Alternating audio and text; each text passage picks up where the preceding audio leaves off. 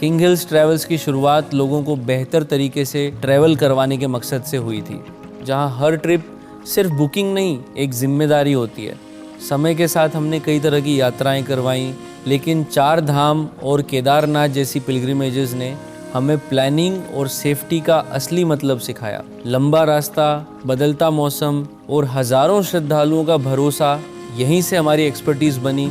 2025 में king hills ने 15,000 यात्रियों को केदारनाथ की पवित्र यात्रा करवाई। हर धाम की अपनी चैलेंज है और हमारा काम है हर यात्रा को सेफ और वेल प्लान्ड बनाना।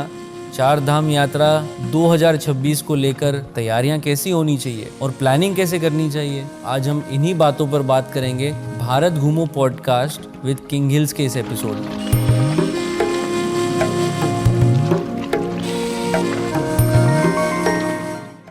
नमस्ते दोस्तों, किंग हिल्स भारत घूमो पॉडकास्ट के आज के एपिसोड में हमारे साथ एक ऐसी पर्सनैलिटी हैं जिन्होंने देवभूमि की सेवा में अपना जीवन समर्पित कर दिया। Born in the first Indian village माना और इंडियन फॉरेस्ट सर्विस से लेकर बीकेटीसी के सीईओ तक इनका सफ़र वाकई बहुत इंस्पायरिंग है।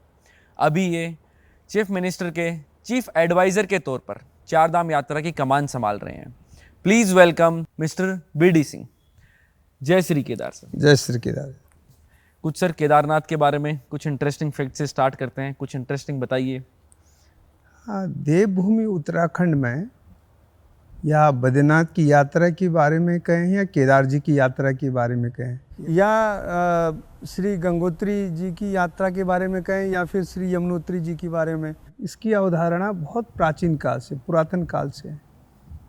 एक वाक्य आपके सामने में कहूँ, जब एक गढ़वाल रीजन मेरठ कमिश्नरी के अंतर्गत था, गढ़वाल और मेरठ के कमिश्नर एक ही हुआ करते थे। अच्छा। थॉटन उसमें कमिश्नर हुआ करते थे। तो थॉटन ने बद्रीनाथ और केदारनाथ की यात्रा के बारे में अपने संस्मरण लिखा है, उन्हें गजट नोटिफिकेशन किया है। अच्छा। वो लिखा उन्होंने, the gazetteer of territories under the government of East India Company. अब सोचिए ना, 1884 की यात्रा के बारे में थॉटन ने लिखा है कि उस समय में 1884 से पहले बद्रीनाथ की यात्रा में लगभग 5,000 से लेकर 7,000 यात्री जाते थे।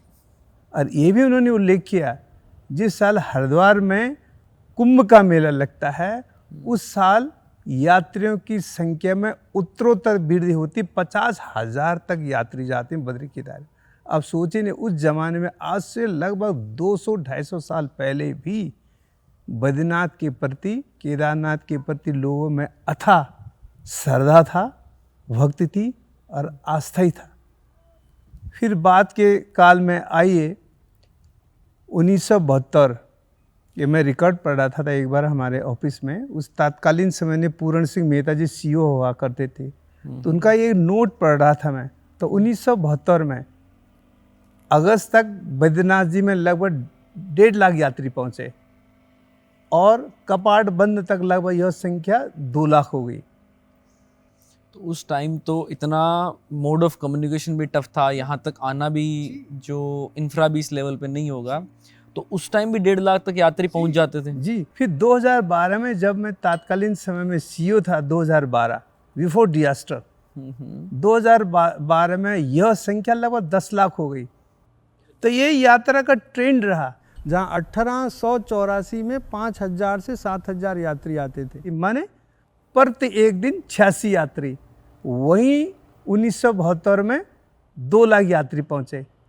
तो 5,000 से 2 लाख होने तक 128 साल लगे। और अब आज देखिए, लास्ट ईयर 2025 के आप सीजन गई, चारों धामों में लगभग 50 लाख यात्री आए। हाँ, बद्रीनाथ और केदारनाथ की बारे में कुछ मैं विशेष रूप से कहना चाहूँगा। बद्रीनाथ और केदारनाथ या माँ गंगोत्री का या माँ यमुनोत्री का, यहाँ दर्शन नहीं किए जाते हैं, इनकी यात्रा की जाती है।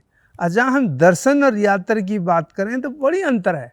क्या डिफरेंस क्या है बेसिकली दर्शन और यात्रा में, आप क्या फ़र्क समझाना चाहते हैं? दर्शन तो एक रूटीन वे है। रूटीन वे में हम सुबह उठे, अपना हाथ मुंह धोए, ब्रश किया, ब्रेकफास्ट किया और लगे हाथ जो भी मंदिर है या पुण्य स्थल या पवित्र धाम में लगी हाथ ये हो तो चलो यार आज वहाँ पर दर्शन कर लेने वाला। रूटीन वे की कार्यशाला में कार्यक्रम में शामिल हो जाए। जहाँ हम यात्रा की बात करें, एक विशेष उद्देश्य के लिए, एक निश्चित टाइम फ्रेम के लिए, एक निश्चित अवधि के लिए ये यात्रा की जाती है। अब बद्रीनाथ और श्री बद्रीनाथ श्री केदारनाथ जी की यात्रा की जाती है। और इसके जो यात्रा का कंसेप्ट है, यदि आप रामचरितमानस पढ़े होंगे, गोस्वामी तुलसीदास जी ने जो रामचरितमानस लिखा, उसका किष्किंधा कांड के 25वें श्लोक में बद्रीनाथ जी की यात्रा के वर्णन किया है। तो उसमें साफ लिखा है जो ब्रह्मा जी की जो मानस पुत्री हैं स्वयं प्रभा, वो पहली यात्री थी जो बद्रिकाश्रम गई और बद्रीनाथ जी की यात्रा उस अब संपन्न की है। तब से बद्रीनाथ जी की यात्रा की अवधारणा है त्रेता युग से।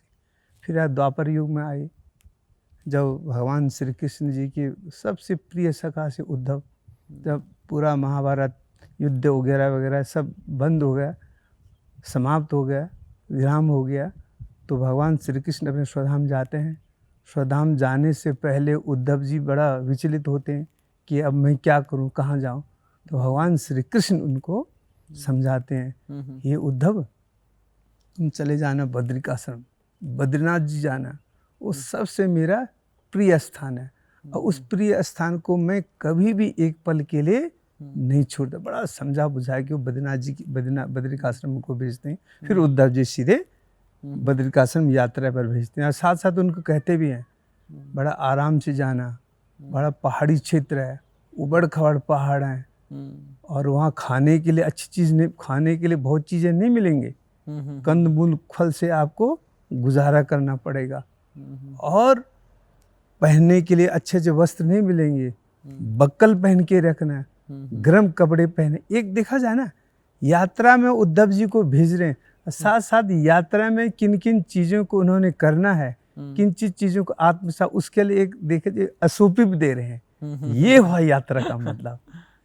जी, तो प्रॉपर वहाँ के चैलेंजेस वो सारे बता के भेज रहे हैं और उनको उद्देश्य समझा रहे हैं कि यात्रा में सिर्फ आपको दर्शन ही नहीं करना है, यात्रा में आपको कठिनाइयों का सामना करना है, आपने वहाँ की चीज़ें धारण करनी है।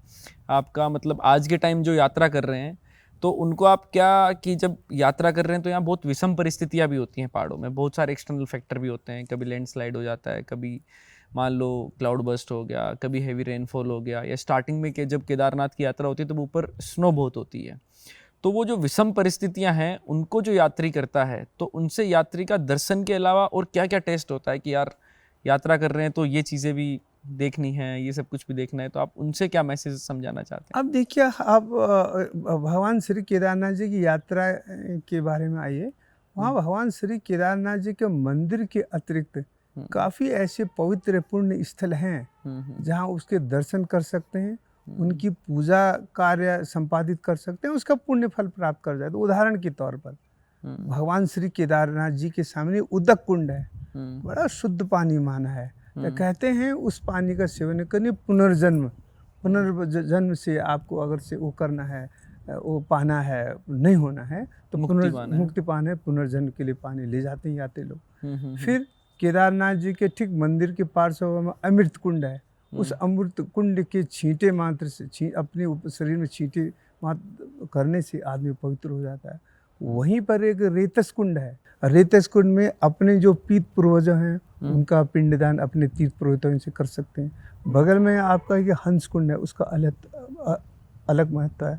फिर केदारनाथ जी के पास में थोड़ा सा 1.5 किलोमीटर भगवान भैरवनाथ जी है, जो कि पूरे केदार जी के वो क्षेत्रपाल हैं, रक्षक हैं, उनके दर्शन से पुण्य लाभ प्राप्त कर सकता है। और फिर वहाँ के तीर्थ पुरोहित हैं, जो भी यात्री वहाँ पे जाता है अपनी जो मनोकामनाएं के लिए, वह जब मनोकामनाएं सिद्ध होंगी करके अंत में जब अपने गंतव्य के लिए आता है, वहाँ के तीर्थ पुरोहित वहाँ पे अलकनंदा के तट पे या सरस्वती नदी के तट पे या दोनों नदियों के संगम में अपनी यात्रियों के लिए सुफल यात्रा आते हैं कि हे जजमान, जिस उद्देश्य के लिए तुम केदारनाथ जी की यात्रा में आए हैं वो तुम्हारा सफल होगा, सफल होगा। जैसे अब बद्रीनाथ जी की आप लगी, बद्रीनाथ जी भगवान बद्रीनाथ जी का तो मंदिर तो है ही, मंदिर के पहले यात्री भगवान ने एक ऐसा वहाँ पे एक व्यवस्था की है।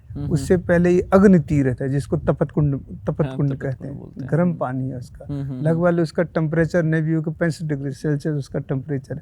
अगर उसमें जाइए तो फफोला तब भी नहीं होता। तो जो भी यात्री वहाँ आए तपत कुंड में बड़े गीजर की व्यवस्था भगवान जी, जिसको अग्नि तीर्थ के नाम से आदमी सबसे पहले आता है वहाँ तपत कुंड में अपने स्नान करता है।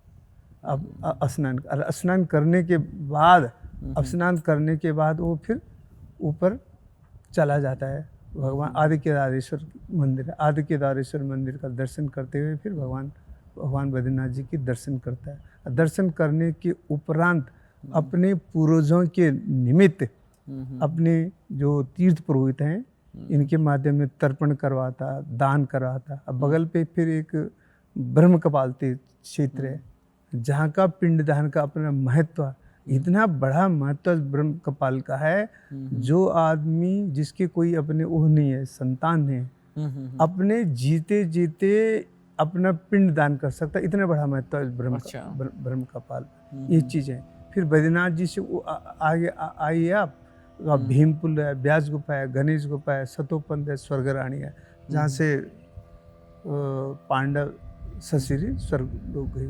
तो इन बद्रीनाथ और केदार में कि मंदिरों के अलावा और भी ऐसे पुण्य पवित्र स्थल हैं जहाँ पर यात्री जाकर दर्शन कर, यहाँ का पूजा संपादित कर उसका पुण्य फल प्राप्त कर सकता है और पुण्य का भागी बन सकता है और उनके जीवन के एक मधुर स्मृतियों के अलावा हृदय प्रदेश में या मस्तिष्क में अमिट छाप अपनी छोड़ती है और अपने जीवन का एक अपना उपलब्धि समझता है वाला। तो इस बार जैसे आपकी यात्रा है वो लगभग काफ़ी जल्दी स्टार्ट हो रही है, 17 अप्रैल को स्टार्ट हो रही है। तो जैसे कि बहुत सारे मल्टीपल एस्पेक्ट्स होते हैं, जैसे मान लो कुछ यात्रा रजिस्ट्रेशन के प्रोसेस हो गए, कुछ पूरे 4 धाम की यात्रा की प्रॉपर तरीके से आपने ट्रैफिक मैनेजमेंट हो गया, पूरी सेफ्टी हो गई, इसके बाद आपका पूरा वेस्ट मैनेजमेंट हो गया। मल्टीपल एस्पेक्ट्स होते हैं पूरी यात्रा मैनेज करने के अंदर, अलग अलग बहुत सारी सरकारी डिपार्टमेंट इन्वॉल्व होते हैं, काफ़ी कुछ होता है। तो कब से इसकी तैयारियां स्टार्ट हो जाती है, कौन कौन सा डिपार्टमेंट कब वर्क करना स्टार्ट करता है और कितनी जोर शोर से इसकी तैयारियां होती हैं, इसके बारे में आप क्या बताना चाहेंगे? अब देखिए ना, जहाँ उत्तराखंड की परिप्रेक्ष्य में कहें, उत्तराखंड की पूरी इकोनॉमी भी यात्रा पे है। और वो यात्रा कौन सी यात्री? धार्मिक यात्रा, रिलीजियस यात्रा, या इसको तीर्थाटन करें। पूरी इकोनॉमी उत्तराखंड की इसी पे डिपेंड है। पिछले साल का यात्रा जो 2025 में संपादित हुई, यात्रा कपाट बंद होते दिसंबर के महीने में हमारे प्रदेश के यशस्वी माननीय मुख्यमंत्री जी ने 2026 की यात्रा का रूपरेखा कैसे होगा और 2025 की यात्रा के लोगों के क्या क्या अनुभव है, कपाट बंद होने के तुरंत बाद उन्हें हाई लेवल मीटिंग उन्होंने अपने शासन लेवल पे लगी। तो आपके अकॉर्डिंग नवंबर में ही सारी प्लानिंग स्टार्ट हो जाती है? सारे उन्होंने जो मोटे मोटे जो हैं जो फीडबैक उन्होंने माननीय मुख्यमंत्री जी ने ले ली वाला। अब की बार देखा उन्होंने 19 तारीख को यहाँ अप्रैल को अक्षय तृतीया है और अक्षय तृतीया से चारों धामों के कपाट खुल जाएंगे। 19 अक्षय तृतीया 19 अप्रैल को श्री गंगोत्री और श्री यमुनोत्री के कपाट खुल जाएंगे। भगवान श्री बद्रीनाथ जी के कपाट 23 अप्रैल को खुल जाएंगे और भगवान श्री केदारनाथ जी के कपाट जो अभी महाशिवरात्रि तिथि उस दिन घोषित की जाएगी। तो संभवतः चारों धामों के कपाट अप्रैल से ही खुल जाएंगे। इसकी तैयारी गवर्नमेंट स्तर से जनवरी में ही कर ली गई। माननीय मुख्यमंत्री जी ने तो दिसंबर में ही कर दिए, दिसंबर में शुरू कर दिए। फीडबैक लिया गया किस ढंग से अब की बात इसकी रूपरेखा कैसे होगी। और जितने लाइन डिपार्टमेंट है, सभी डिपार्टमेंट को जितने हमारे सचिव हैं, अपर सचिव हैं, जितने भी सचिव हैं, उनके लेवल पे उन्होंने एक बैठक कर ली। फिर जनवरी के महीने में जो 4 धाम यात्रा संगठन के जो वो होते हैं अध्यक्ष, मानिए अध्यक्षी में एडमिनिस्ट्रेटर होते हैं, कमिश्नर गढ़वाल, उन्होंने जनवरी के महीने में ही एक बैठक उन्होंने ऋषिकेश में आहूत कर ली, जिसमें जितने लाइन डिपार्टमेंट के अधिकारी हैं, टॉप मोस्ट अधिकारी हैं, चाहे आप रोड से संबंधित PWD के अधिकारी हों, चाहे NHA से संबंधित NHA के अधिकारी हों, जब BRO को बॉर्डर रोड ऑर्गेनाइजेशन के अधिकारी हों, चाहे हेल्थ डिपार्टमेंट के अधिकारी हों, चाहे वाटर सप्लाई के अधिकारी हों, चाहे आपको पेयजल के अधिकारी, जितने डिपार्टमेंट इन चार धाम यात्रा से एसोसिएट हैं, लगभग सभी अधिकारी हैं, उन सबों की एक बैठक ले ली और उनसे फीडबैक ले लिया उन्होंने और उनको निश्चित एक टाइम फ्रेम दे दिया है, इन चीज़ों को इतने दिन तक आपने पूरा करना है और अब फरवरी में एक बैठक होगी। तो उनका ये भी कहना है कमिश्नर साहब का, जब तक ये यात्रा जो कपाट खोलते उससे पहले हर महीने ये अपनी बैठकें लेंगे। तो सर जैसे हर बार हमने देखा है कि लास्ट के 3-4 साल में गवर्नमेंट यात्रा को कंफर्टेबल बनाने पे काफ़ी नई इनिशिएटिव ले रही है। जैसे कि पहले आया कि यात्रा रजिस्ट्रेशन करना है ताकि हम प्रॉपर तरीके से क्राउड मैनेजमेंट की जो हमारी जिस तरीके से ग्राउंड व्यवस्था है उनको मैनेज करें, कैसे हम यात्रियों की संख्या को बढ़ाएं, सारा उन पे काम कर रही है। उसके बाद जैसे कि व्हीकल्स है उनको मैनेज करने के लिए हो गया, तो मल्टीपल चीज़ें गवर्नमेंट अपनी तरफ से टेक इनिशिएटिव ले रही है। बाकी अपन समझते हैं कि इतनी बड़ी सिस्टम को मैनेज करना अपने आप में काफ़ी बड़ा चैलेंज है, जिसमें एक्सटर्नल फैक्टर भी बहुत सारे हैं। बहुत सारे एक्सटर्नल फैक्टर हैं जो इंस्टेंट बेसिस पे लास्ट मोमेंट पता चलता है कि आज वहाँ पर थोड़ा हैवी रेनफॉल है तो अपन को एक दिन के लिए स्टॉप करना पड़ेगा, तो 2 दिन के यात्री एक साथ हो जाते हैं, उनको सबको मैनेज करना और मल्टीपल चीज़ें एक साथ काफ़ी मल्टीपल होती हैं। तो अभी और क्या क्या ऐसे चैलेंजेस है जो लास्ट के 3-4 साल में अपन ने ऑब्जर्व किए हैं कि हम जहाँ 50 लाख यात्रियों को हमने इस साल दर्शन कराए, हम सोच के चलते हैं 2 साल बाद हम 1 करोड़ यात्रियों को दर्शन कराने वाले हैं। तो जो 1 करोड़ यात्रियों को दर्शन कराने वाले हैं उसके अंदर और बहुत सारे नए इनिशिएटिव गवर्नमेंट ले रही होगी। तो यात्रा पास का सिस्टम हो गया, व्हीकल्स का सिस्टम हो गया, तो लास्ट मोमेंट पे से मान लो यात्रियों को रजिस्ट्रेशन चाहिए, उसका लाइव मॉनिटरिंग हो गया। तो क्या ऐसे और नए टेक इनिशिएटिव ले रही हैं जिनसे यात्रा अपने आप में एक मैनेजमेंट की भी मिसाल दें कि यार मैनेजमेंट ये मैनेजमेंट है जो गवर्नमेंट बहुत अच्छे लेवल पे कर रही है, तो और क्या क्या नए ऐसे इनिशिएटिव अपन ले रहे हैं?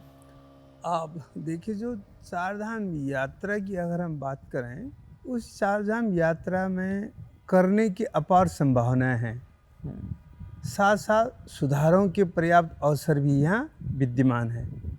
तो करने की जो संभावनाएं हैं और सुधारों के पर्याप्त अवसर जो विद्यमान हैं, दोनों को आपस में सामंजस्य कर विगत यात्राओं का क्या अनुभव रहा है, क्या इसमें कमियां रहेगी, इस कमियों को तात्कालिक रूप से या दीर्घकालिक रूप से कैसे सुधारा जा सकता है, ताकि चार धाम में आने वाली यात्री की यात्रा शांतिपूर्ण रहे, सुखद रहे और बढ़िया रहे। इसमें नई नई पॉलिसी करते रहते गवर्नमेंट इसमें करती है। कुछ कुछ नीतिगत रहती हैं, कुछ कुछ नितांत इसमें प्रशासनिक रहती है और कुछ कुछ ऐसे इश्यू चार धाम में आ जाते हैं, अनफोर्सिन इश्यू आ जाते हैं जिसकी कोई कल्पना की नहीं थी और अचानक वो इश्यू आएंगे। ये ऐसे इश्यू को कैसे टेकअप किया जाए, इसमें सरकार शासन लेवल पे, चारधाम यात्रा संगठन के लेवल पे और जो कंसर्निंग डिस्ट्रिक्ट मजिस्ट्रेट हैं, जिलाधिकारी है, अपने डिस्ट्रिक्ट लेवल पे जहाँ पर वो चार धाम पढ़ते हैं, और डिस्ट्रिक्ट लेवल के अलावा वो तहसील लेवल पे, SDM लेवल पे इसकी बैठकें होती हैं और रेखी डिपार्टमेंट के जितने इसमें अधिकारी हैं और अधिकारी स्टेक होल्डर है, इसमें आपका ट्रैवलिंग एजेंसी वालों को भी आमंत्रित किया जाता है, ट्रांसपोर्ट कंपनी को आमंत्रित किया जाता है, होटलियरों को भी आमंत्रित किया जाता है और जो स्थानीय लोग हैं उनको आमंत्रित किया जाता है, जो मंदिरों के संचालन से संबंधित संस्था हैं। उदाहरण के तौर पर रजिस्ट्रेशन वाला बात की है आपने, रजिस्ट्रेशन मुझे याद है 2013 से पहले, केदारनाथ डिजास्टर से पहले यहाँ रजिस्ट्रेशन की वो नहीं थी, यहाँ व्यवस्था नहीं थी। अब देखा ना, मैं तो खुद उसमें श्योर है। 2013 में डिजास्टर आया, कई मिस हो गई, अब पता भी नहीं चल पाया है कि कितने मिस हैं, क्या है। गवर्नमेंट के पास ऐसे मैकेनिज्म भी नहीं थी। तो तब से महसूस किया गया इन चार धामों में जितने लोग आए कम से उनका रजिस्ट्रेशन किया जाए, कम से गवर्नमेंट लेवल पे या यात्रा संगठन लेवल। ये तो पता चला कि श्री बैजनाथ, श्री केदारनाथ, श्री गंगोत्री, श्री जमुनोत्री इतने लोग आए हैं, ये लोग आए हैं, इसी स्टेट के लोग आए हैं, इसी जगह के लोग हैं। उनकी जो संख्या ये आगे आगामी सालों में ये प्लानिंग बनाने के लिए काम आती है। चाहे यात्रियों को ठहरने की वजह से आवास की सुविधा हो, चाहे इनके होटलों में भोजन की सुविधा के हिसाब से हो, रोड पे मूवमेंट के चाहे रोड के मूवमेंट के हिसाब से हो, चाहे दर्शन व्यवस्था के हिसाब से हो। यदि हम ऐसा न करें तो एक वेग हो जाएगा, ये प्लान वे में यात्रा को संचालित नहीं किया जा सकता।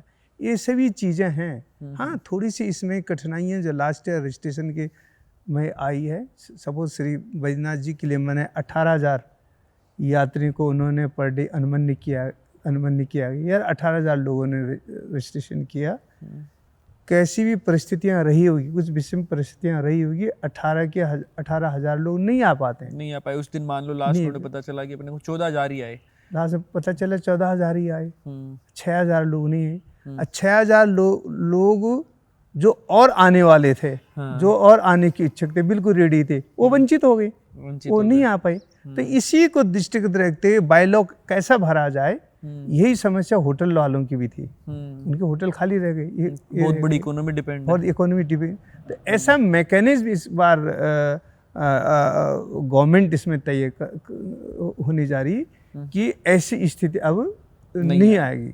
तो जो रजिस्ट्रेशन की समस्या यात्रा को रेगुलेट करने की दृष्टि से, ताकि किसी हौच पौच की स्थिति चारों धामों में नहीं रही। जो भी यात्री वहाँ पे आए, सबों को सुखपूर्वक रहने के लिए आवास व्यवस्था मिल जाए, पीने के लिए पेयजल मिल जाए, और शौचालय की व्यवस्था उनको मिल जाए, और दर्शन की व्यवस्था मिल जाए। ये जितने भी हैं पॉलिसीज हैं, नियम है, रेगुलेशन यात्रियों की सुविधा के लिए। हाँ, इसमें हमेशा हर साल सुधारों के अवसर इसमें विद्यमान है, सुधार किया जाता रहेगा इसमें।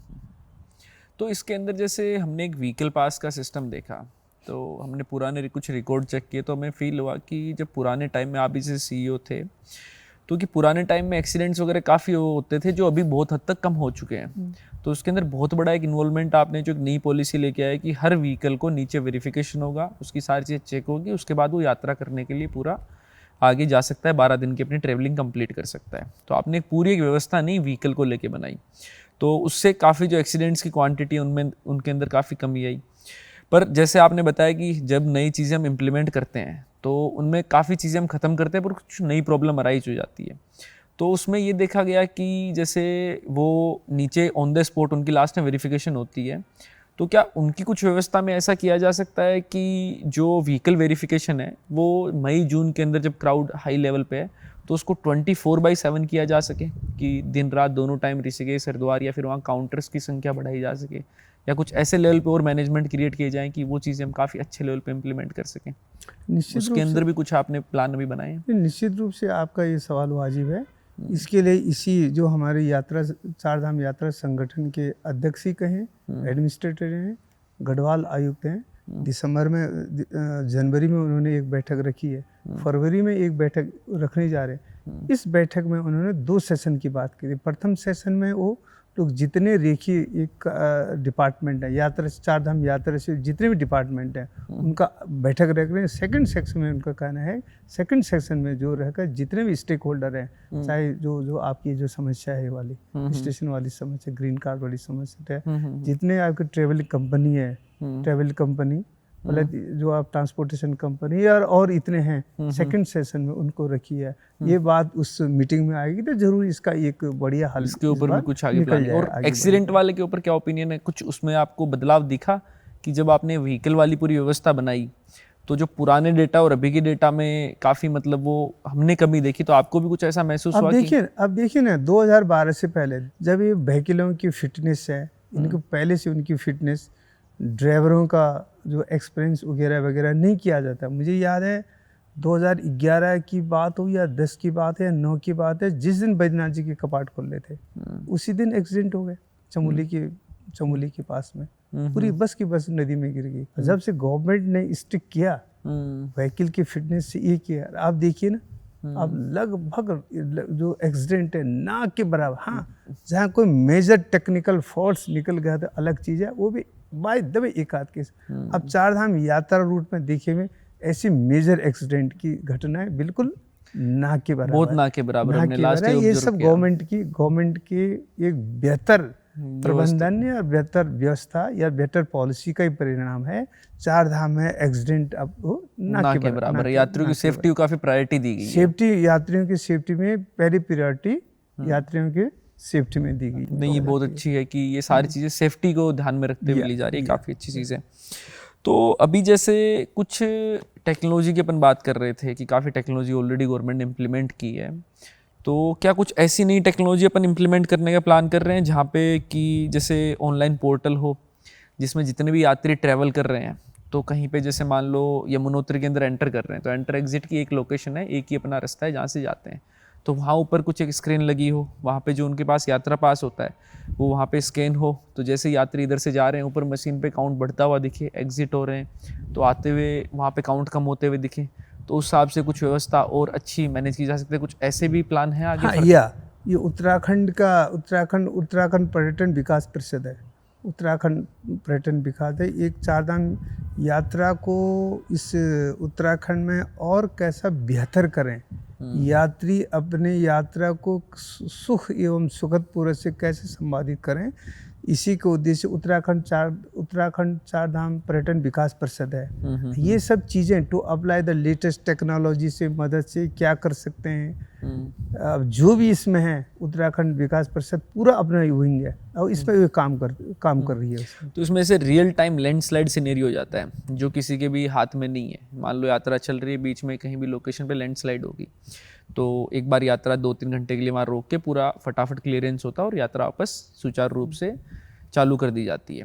तो इसमें काफ़ी ओल्ड एज लोग भी होते हैं, तो क्या कोई ऐसी व्यवस्था का भी प्लान है आगे फर्दर कि जैसे लैंडस्लाइड हो गई तो कोई ऑनलाइन पोर्टल हो गवर्नमेंट का, जैसे यात्रा रजिस्ट्रेशन होता है, कोई भी वैसे सिमिलर पोर्टल जहाँ पे अपडेट आ जाए कि यहाँ पे लैंडस्लाइड है और ये इतनी लैंडस्लाइड है और 2 घंटे में अपना सारा क्लियर हो जाएगा, तो कोई भी फालतू की अफवाह या अवेयरनेस, प्रॉपर तरीके से हर चीज़ नीट एंड क्लियर यात्रियों तक, मतलब सरकार का सीधा संपर्क यात्रियों के साथ अपने पोर्टल पे इन्फॉर्मेशन दी, वहाँ से यात्रियों ने चेक की कि 2 घंटे में यहाँ लैंडस्लाइड है, क्लियर हो जाएगा। यात्री अपना रास्ते में कहीं भी रुक गया, वहाँ उसने अपना जो भी अगर लंच करना है, डिनर करना है, जो भी अपना किया, उसके बाद उसको पता है रास्ता खुल गया, वो अपना सुचारू रूप से आगे चला गया।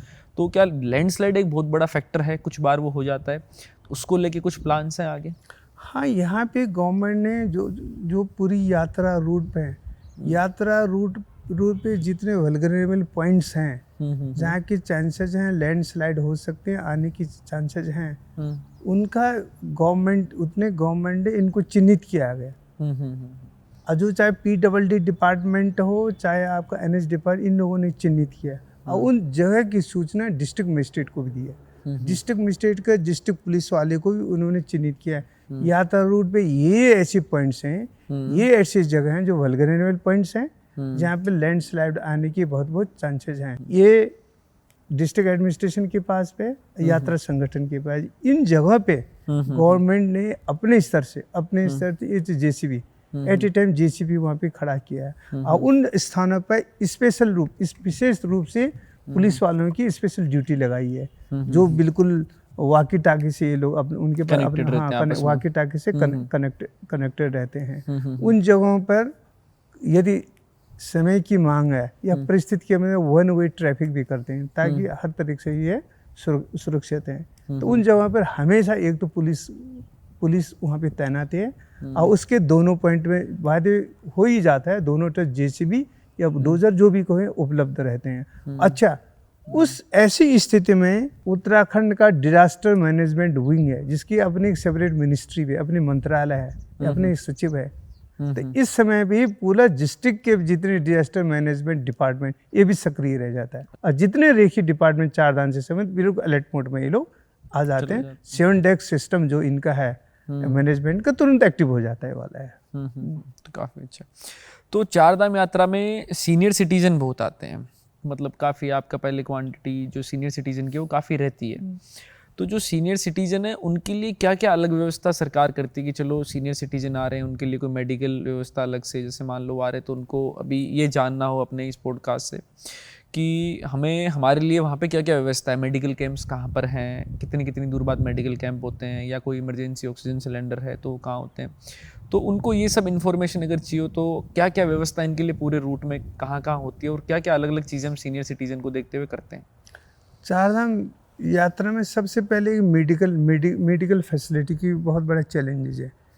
आप देहरादून से लेके बद्रीनाथ या केदारनाथ तक जाइए, हर जितने सिटी हैं हर जगह गवर्नमेंट के अपने हॉस्पिटल्स हैं। इसके अलावा गवर्नमेंट अपने लेवल पे जितने ऐसे एनजीओज हैं जो अपने मेडिकल सेक्टर में अपना योगदान देना चाहती हैं, काम करने, उनको वॉलंटरी इनवाइट भी करती है।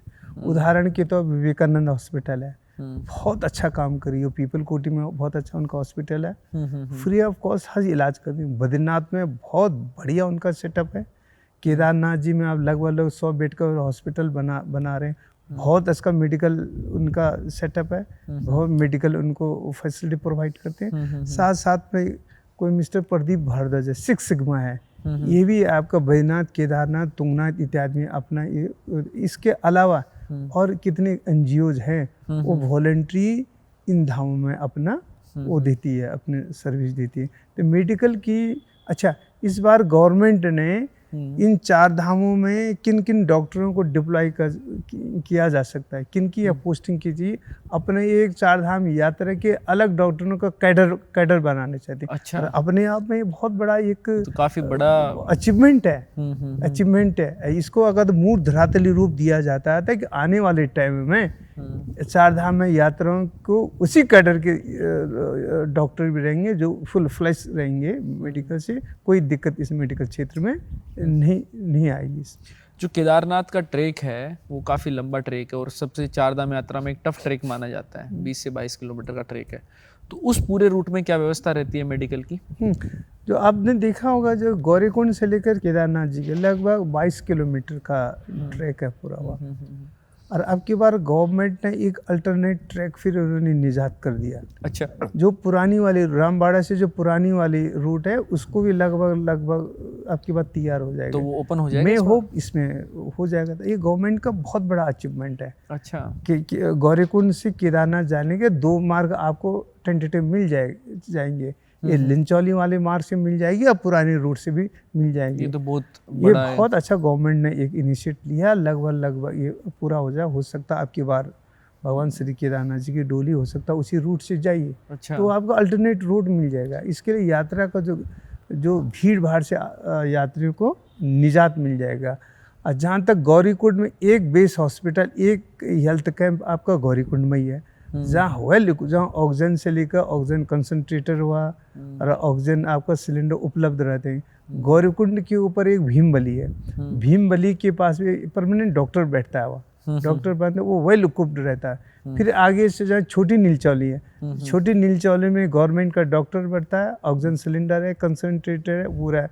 फिर एक बड़ी नीलचौली है, बड़ी नीलचौली के पास एक डॉक्टर बैठता है, मेडिकल किट्स होते हैं, ऑक्सीजन के सिलेंडर दे रहे, कंसंट्रेटर सब उपलब्ध है। उसके बाद केदारनाथ जी में विवेकानंद जी का हॉस्पिटल तो है ही है, प्लस आपका गवर्नमेंट का अपना हॉस्पिटल। इसके अलावा मंदिर समिति की अपनी छोटी सी बद्रीनाथ केदारनाथ मंदिर समिति अपनी वहाँ एक डिस्पेंसरी है, जो कि वहाँ एक BMS डॉक्टर बैठते हैं, फार्मासिस्ट बैठते हैं, जो नेसेसरी मेडिसिन है, ऑक्सीजन कंसंट्रेटर है और आपका सिलेंडर सब लोग उपलब्ध रहते हैं। तो पूरे पैदल रोड पे गौरीकुंड से लेके केदारनाथ जी तक इतनी हेल्थ की प्रॉब्लम आप नहीं, पूरी प्रॉपर तरीके से व्यवस्था हेल्थ के लिए तरीके से सब आपको मिल जाएगी। हर जगह हर 2-3 किलोमीटर पे है। तो ये सब फ्री ऑफ कॉस्ट है? Free of cost. ये सब फ्री ऑफ कॉस्ट है, इसका कहीं कोई चार्ज नहीं है, कहीं भी आप जाए, सब गवर्नमेंट की तरफ से, गवर्नमेंट की तरफ से, मंदिर समिति की तरफ से फ्री ऑफ कॉस्ट है। विवेकानंद हॉस्पिटल की तरफ से फ्री ऑफ कॉस्ट। तो बेसिकली जैसे आपने अभी एक एक्साइटिंग चीज़ बताई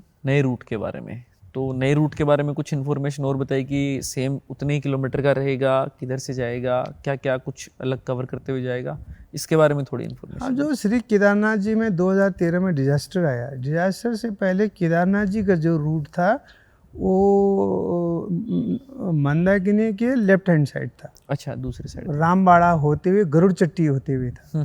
तो 2013 डिजास्टर में रूट पूरा वॉश आउट हो गया। फिर सरकार ने, गवर्नमेंट ने आपका नया रूट इजाद किया जो वर्तमान में अस्तित्व है, लिंचौली होती है। अब की बार जो पुराना रूट है, पुराना रूट को पुनर्जीवित कर दिया, उसको बना दिया गया बना दिया गया। अच्छा। वही रामबाड़ा से आपका गरुड़ चट्टी होती श्री केदारनाथ धाम को रूट पहुंचेगी। मैं होप वो पूरा हो चुका, हो सकता है इस बार से यात्रा उसमें संचालित हो जाएगी। और इसके लिए ये रूट का आना, इसका बनाया जाए अपने आप में बहुत बड़ा उपलब्धि है। जहाँ तक रूट का डिस्टेंस है मोर और लेस लगभग इतना ही रहेगा, हो सकता है इससे थोड़ा कम रही, पर यात्रियों के लिए एक अल्टरनेट रूट मिल गया। क्योंकि अभी तक तो एक ही रूट है, उसमें पैदल यात्री भी जाते हैं, घोड़े वाले जाते हैं, कंडी वाले भी जाते हैं, डंडी वाले भी जाते हैं।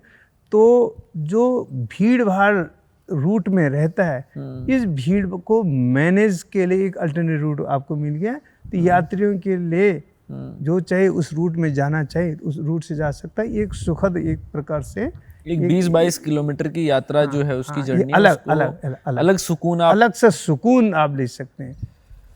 तो आजकल जैसे अपन ये देखते हैं कि जितने भी सेक्टर हैं, अलग अलग सारे सेक्टर्स हैं, सब साइबर फ्रॉड का बहुत शिकार हो रहे हैं। आपने देखा होगा कि साइबर फ्रॉड आजकल बड़ा कॉमन चीज़ हो गई है। तो जहाँ भी कुछ बड़ा क्राउड या कुछ ऐसा होता है जहाँ पे बहुत लोग कनेक्टेड होते हैं, वो हर चीज़ साइबर फ्रॉड का शिकार हो रही है। तो चारधाम यात्रा भी इससे हमने फील किया कि अछूती नहीं है। तो जैसे कि हेलीकॉप्टर को लेके फ्रॉड हो गए, या फिर किसी यात्रा को लेके होटलियर की कुछ फेक साइट बन के फ्रॉड हो गए, या कुछ नंबर से अननोन से कॉल करके ऐसे अलग अलग तरीके से मल्टीपल लेवल पे फ्रॉड्स हो गए। तो उन फ्रॉड्स को रोकने के लिए, उनके अवेयरनेस के लिए क्या कुछ गवर्नमेंट इनिशिएटिव ले रही है कि हमारे यात्री साइबर फ्रॉड का शिकार ना बने? अगर उनको कोई भी डिटेल या कुछ वेरीफाई करनी है तो कहीं से कुछ वेरिफिकेशन का मेथड या कुछ ऐसा? हाँ, इसमें उत्तराखंड की चारधाम पर्यटन विकास परिषद ने अपनी वेबसाइट तैयार की है। उन वेबसाइट में चारों धाम में जितने होटल्स हैं, प्रोमिनेंट होटल हैं, होटलों के नाम, उनके कॉन्टैक्ट नंबर, प्लस जो हेलीकॉप्टर की हम जो टिकट लेते हैं, इंडियन रेलवे कंपनी ITCR जो रेलवे करती है, लास्ट ईयर स्टार्ट किया, राष्ट्रीय करती है, उनका और फिर कॉन्टैक्ट नंबर पूरा है। मुझको लग रहा है जो चारधाम विकास परिषद के जो वेबसाइट करके जिनको उन्होंने प्रेफर किया, या जो कंपनी जो टिकट सेल के अधिकृत है, उन्हीं से लेके बाकी इधर उधर से एजेंसी से न लें, इसमें बहुत कुछ। तो बेसिकली जो हेलीकॉप्टर है उसके लिए जो आपकी तरफ से जो ऑथोराइज है वो सिर्फ और सिर्फ IRCTC है। IRCTC के अलावा कहीं से भी यात्री टिकट बुक नहीं कर सकते, ऐसा ही है? नहीं कर सकते। उनके हित में ठीक नहीं रहे, उनके हित में ठीक नहीं रहेगा, सुरक्षा की दृष्टि से ठीक नहीं रहेगा, और बाकी भी प्रॉब्लम क्रिएट हो सकती है, या फिर अननोन बंदे से साइबर फ्रॉड का शिकार भी हो सकते हैं। तो बेसिकली जैसे मान लो आपने देखा कि इतनी बड़ी एक गैदरिंग आती है, तो वो अपने साथ लेके आते हैं, वो ट्रैवल कर रहे होते हैं, 22 किलोमीटर का ट्रैक है, कहीं पूरे रोड पे ट्रैवल करते हुए जाते हैं। तो जो उनसे इतना सारा जो वेस्ट जनरेट होता है, तो इस पूरे वेस्ट कंट्रोल का क्या मैकेनिज्म है, ये कैसे करते हो पूरा क्लियर? गौरीकुंड से लेकर श्रीधाम तक 22 किलोमीटर का पैदल ट्रैक है। ठीक है। अब पूरे ट्रैक का जो सफाई की व्यवस्था है, इसको सॉलिड वेस्ट मैनेजमेंट है, वो डिस्ट्रिक्ट केदारनाथ धाम रुद्रप्रयाग जनपद के अंतर्गत पड़ता है।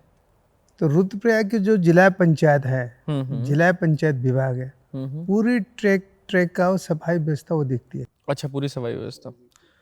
चाहे वो पूरे ट्रैक में घोड़े आते हैं, पोनी वाले, तो उनका रजिस्ट्रेशन करना है, चाहे वो डंडी वाले हैं उनका रजिस्ट्रेशन करना है, या कंडी वाले हैं उनका रजिस्ट्रेशन करना है। अब पूरे रास्ते की सफाई हो वो पूरा देखती है, जिला पंचायत देती है। जिला पंचायत सबसे पहले जो घोड़े वाले हैं, तो घोड़े वालों की फिटनेस देखती है, और फिटनेस देखना पड़ता है एक पशु चिकित्सा अधिकारी, CBA बोलते हैं, पशु चिकित्सा अधिकारी, एनिमल हस्बेंड्री डॉक्टर उसको चेक करते हैं कि घोड़े ठीक कंडीशन में है, क्या है, चलने लायक हैं, उनको पौष्टिक आहार मिल रहा है, नहीं मिल रहा है, चलने की है।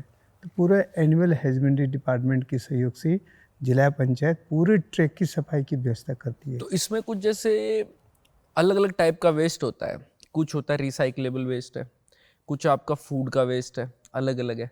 तो क्या जैसे कुछ हाईटेक अलग अलग कंपनियां भी इंक्लूड की जाती है इसमें कि रिसाइक्लेबल वेस्ट एक कंपनी को चला जाए जो रिसाइक्लेबल से रिलेटेड है? या जिला पंचायत पूरी रोड पे करती है। डिग्रेविल के एक अलग सा डस्टबिन होता है, नॉन डिग्रेविल का अलग डस्टबिन होता है। और इससे बड़े जो चैलेंजेस जो घोड़े और खच्चर के पौनी की लीद होते हैं, इनका डिस्पोजल किस प्रकार से किया जाए। अब पूरे रास्ते भर जो सफाई नायक होते हो, हर किलोमीटर में, हर आधा किलोमीटर में पैचों में सफाई नायकों की उसमें वो तैनाती की जाती है, विशेष जिला पंचायत करती है।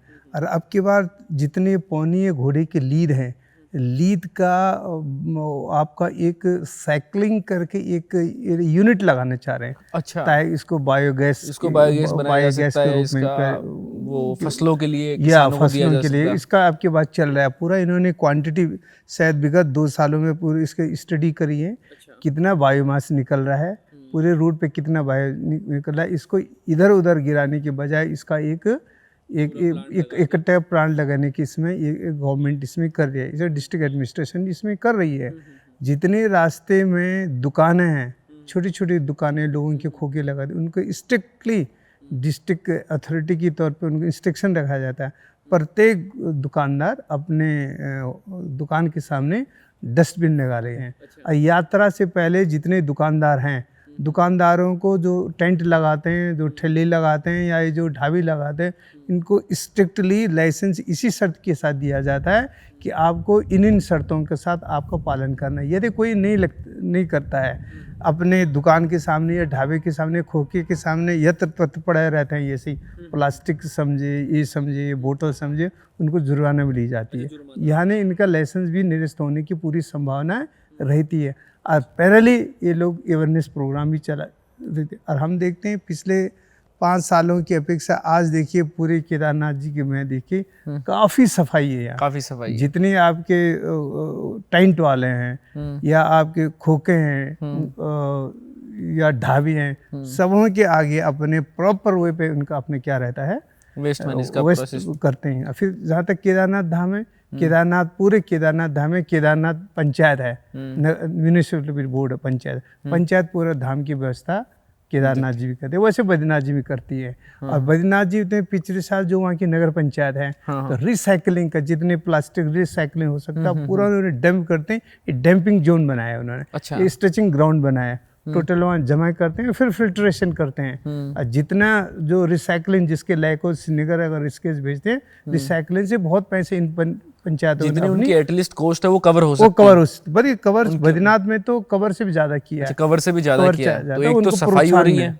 और ऊपर से दूसरा काम क्या हो रहा है साथ के साथ कि चलो गवर्नमेंट को कॉस्ट का उसका बर्डन भी नहीं पड़ रहा, और लोकल लोगों को पंचायत की इनकम भी हो रही है। और उस इनकम से रिसाइकलिंग की जो इनकम मिलती है वो धामों को और अपने टॉयलेट्स हुआ या बायो टॉयलेट्स हुआ, यात्रियों की फैसिलिटी के लिए और काम कर रही है वाली। जो आपका ये वाला है घोड़ों वाला इशू है, तो इसको आप उर्वरक में एग्रीकल्चर डिपार्टमेंट को भी तो इन्वॉल्व कर सकते हैं। ये हाँ, इसका इन्होंने शायद R&D किया। अब की बार एक और फ्यूचर में इसके और क्या क्या हो सकते हैं, इसके और R&D करने की जरूरत है, ताकि जो लीद है, वेस्ट मटेरियल लीज है, इसको इधर उधर न फेंक करके इसको और बेहतर यूज और फर्टिलाइजर बायोगैस के रूप में इस्तेमाल कर सकते हैं। इसमें काम चालू हो सकता है आपकी बार से। और जो दुकान जितनी भी रूट पे लगी होती है, तो उनको कुछ ऐसा क्राइटेरिया दिया जा सकता है कि जैसे मान लो यहाँ आपकी दुकान है, तो इसके जो अगली दुकान है उसके बीच का जो एरिया है, इतना एरिया आपका डिस्ट्रीब्यूटेड है, इतना आपको क्लीन रखना है, या उनको मैंडेटरी है। अच्छा, मैंडेटरी है आपके लिए जो दुकान अमुक के लिए इतना दुकान अलॉटमेंट हो गया, उसको अपने पेरीफेरी में पूछे कैटेगरी उसको व्यक्तिगत जिम्मेदारी को सफाई। अच्छा, उतनी दूर सफाई होनी चाहिए, चाहे उससे गंदगी हो चाहे किसी से भी हो। या साथ साथ बाय द वे कोई पिलग्रिम है, किसी ने केला खाया, केले का छिलका में वो दिया, तो साथ साथ वो अब दुकानदार बोलते भी हैं इन पिलग्रिम को, अच्छा, कि भाई साहब देखिए यार यहाँ पे डस्टबिन है, प्लीज। लास्ट ईयर की बात कर, मैं खुद तुंगनाथ गया तो बाय द वे प्रसाद के रूप में मुझे केला मिला। केला तो प्रसाद के रूप में खाया। मैं देख रहा था यार छिलका फेंकू मैं कहा, तब तक सामने एक दुकानदार उसने कहा भाई साहब इधर है डस्टबिन यहाँ पर, आप इसमें डाल दीजिए। अच्छा, मतलब वो इतना अच्छी तरीके से अपनी रिस्पांसिबिलिटी निभा रहे हैं अपनी रिस्पांसिबिलिटी। तो इसके अंदर जैसे आप किसी जो CSR के अंडर में, जैसे हम बाकी और जगह पे देखते हैं कई मल्टीपल लोकेशंस पे, तो CSR के तौर पे क्लीनिंग के लिए उनको आप प्राइवेट कंपनीज को ऑनलाइन या फिर आपकी जो सिस्टम है वहाँ से इन्विटेशन क्यों नहीं भेजते कि 2-2 किलोमीटर का सबको जोन दे दें, उसको प्रॉपर इको फ्रेंडली सारा ये सिस्टम वो मेंटेन करें।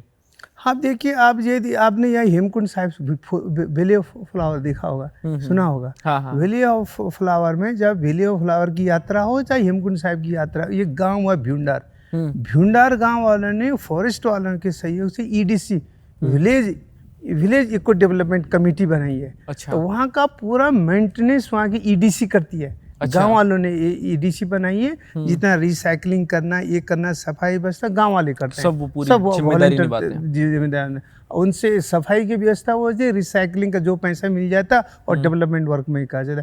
ऐसे फॉरेस्ट डिपार्टमेंट को यदि इन्वॉल्व करके लोकल गाँव, एक वहाँ पे गौरीकुंड है, यानी गौरीकुंड वालों का इसी भेले फ्लावर की तर्ज में ईडीसी बन जाए, गांव वालों का इन्वॉल्वमेंट किया जाए, पीपल्स इन्वॉल्वमेंट किया जाए, तो ये काम और बेहतर ढंग से और बेहतर, और गवर्नमेंट इसमें जो एक हम यात्रा में देखते हैं कि जैसे कि जो पर्टिकुलर पॉइंट है जहाँ से पिक होता है इनका, जहाँ लास्ट पार्किंग पॉइंट होता है, चाहे वो यमुनोत्री में हो, चाहे गंगोत्री में हो, चाहे यहाँ पे अपना केदारनाथ में हो या फिर बद्रीनाथ में, तो जो पार्किंग पॉइंट है तो काफ़ी मल्टीपल अभी रिसेंटली गवर्नमेंट ने डेवलप भी किए हैं, लेकिन जैसे जैसे यात्रियों की संख्या बढ़ती जा रही है, पार्किंग अपने आप में एक समस्या बनती जा रही है। तो कुछ पार्किंग पॉइंट के जो स्लॉट्स हैं, क्या उनको भी कुछ ऑनलाइन ऑटोमेशन से मैनेज किया जा सकता है कि जहाँ स्लॉट खाली है वहाँ पर प्रॉपर ट्रैफिक मैनेजमेंट का सिस्टम, जैसे हम मॉल्स में देखते हैं या कहीं भी देखते हैं, उस तरीके से उस पूरे सिस्टम को ऑनलाइन मैनेज किया जाए? हाँ, इसका किया जाता है। जितने पार्किंग अभी भी है, इसके पार्किंग के ये तो पीपीपी मोड में नहीं करो, टेंडर निकाले जाते हैं, ठेकेदारी करता है। यदि ऐसा इनको ऐसा वो किया जाए, जो पार्किंग के जो लोग ठेका लेते हैं, यदि इसको लेटेस्ट टेक्नोलॉजी अप्लाई करके अपने पार्किंग को संचालित करते हैं और बेहतर ढंग से संचालित कर सकते हैं, और पार्किंग में जो उनके कर्मी, जिन कर्मियों को तैनात करते हैं, उनको थोड़ा सा अपडेट किया जाए, उनको बतौर स्टडी टूर के तौर पर अन्य पार्किंग जहाँ बेहतर ढंग से काम किया जाए उनको स्टडी टूर किया जाए, इनको पढ़ाया जाता है और बेहतर ढंग से पार्किंग जो वाली समस्या सॉल्व हो सकती है। जैसे प्राइवेट मॉल्स में अपन देखते हैं, वहाँ प्रॉपर वो अपना सिस्टम में देखते रहते हैं। आजकल बहुत नई किया जा सकता है, इसमें करने की बहुत गुंजाइश है, इसमें काफ़ी गुंजाइश है। तो जैसे हम बहुत सारे देखते हैं जो इंडिया में जितने भी फेमस डेस्टिनेशंस हैं, उनके अंदर अभी केदारनाथ भी मतलब मोस्ट फेमस में ही हो रही है, सारी अपनी चार धाम बेल्ट भी अभी यंगस्टर भी सारा अट्रैक्ट हो रहा है इधर, बहुत यंगस्टर भी धीरे धीरे इस क्राउड में जुड़ता जा रहा है। पहले जैसे हमने देखा सिर्फ ओल्ड एज लोग ट्रैवल करते थे, बट आजकल यंगस्टर का भी क्रेज़ धार्मिक यात्रा को लेकर काफ़ी बढ़ गया है। तो क्या जिस तरीके से यात्राएं बढ़ रही हैं, जिस तरीके से इनको एक वर्ल्ड क्लास एक्सपीरियंस डिलीवर करने की भी संभावना यहाँ पे पैदा हुई है रिसेंटली, जिस लेवल पे इनका एक स्कोप बढ़ा है, तो क्या कुछ यहाँ पे वर्ल्ड क्लास ऐसे चीज़ें डेवलप की जा सकती है कि जैसे केदारनाथ टेम्पल है, सब लोग वहाँ पे शाम को हैं तो अलग अलग जगह वहाँ पे मल्टीपल स्पीकर, जैसे 1-1.5-2 किलोमीटर के एरिया में सारे कैंप्स वगैरह वहाँ इंस्टॉल कर दिए जाए, और शाम को वहाँ पर 15 मिनट की केदारनाथ जी की स्टोरी, या जैसे आपके पास इतनी सारी इन्फॉर्मेशन है तो जो यात्री है वो अपने आप को रिलेट करते हैं इन इन्फॉर्मेशन के साथ, तो ऐसी इन्फॉर्मेशन उनको वहाँ से पता लगे, या फिर सामने से पूरा पहाड़ है वहाँ पे, जैसे आपने ड्रोन शो देखे होंगे आजकल लेटेस्ट, तो 15 मिनट में उनको पूरा क्लियर हो गया कि भाई केदारनाथ जी के हम दर्शन करना है, इसके अंदर यहाँ कितने इंपॉर्टेंट साइट्स हैं, इसकी हिस्ट्री क्या थी, कैसे इसका धार्मिक इतना महत्व है, तो वो और अपने आप को कनेक्ट महसूस करेंगे उस चीज़ से। जैसे बद्रीनाथ में गए भी इतनी सारी इन्फॉर्मेशन अगर टूरिस्ट को पता चलेगी जो आपने मेरे को बताई, तो वो अपने आप को और प्राउड फील करेगा कि यार कितनी अच्छी चीज़, कितना अच्छा दर्शन, कितने महत्व उसको नहीं पता है। उसको पता है मेरे को बद्रीनाथ जी के दर्शन करने हैं, बट जब उसको पूरा रिलेशन पता चलेंगे, हिस्ट्री पता चलेगी, वो अपने बच्चों को बताएंगे या अपने रिलेटिव्स को बताएंगे, भाई बद्रीनाथ ऐसे ऐसे इतना सनातन में महत्व है इसका, या केदारनाथ जी का इतना महत्व है, तो वहाँ पर हर जगह कुछ ऐसी multiple light and sound show हो गए, या फिर ड्रोन शो हो गए, या फिर बाद में ओनली जैसे रास्ते में जा रहे हैं तो वहाँ अलग अलग जगह पे स्क्रीन शो होगी, वहाँ डॉक्यूमेंट्री चल रही है केदारनाथ की, तो क्या कुछ ऐसा वर्ल्ड क्लास इन्वायरमेंट आपका माना जाता है कि चलो ये चीज़ें इंस्टेंट बेसिस में इंप्लीमेंट नहीं हो सकती, बट फ्यूचरिस्टिक प्रोजेक्ट्स हैं, तो इनको लेके कुछ काम की संभावनाएं हैं?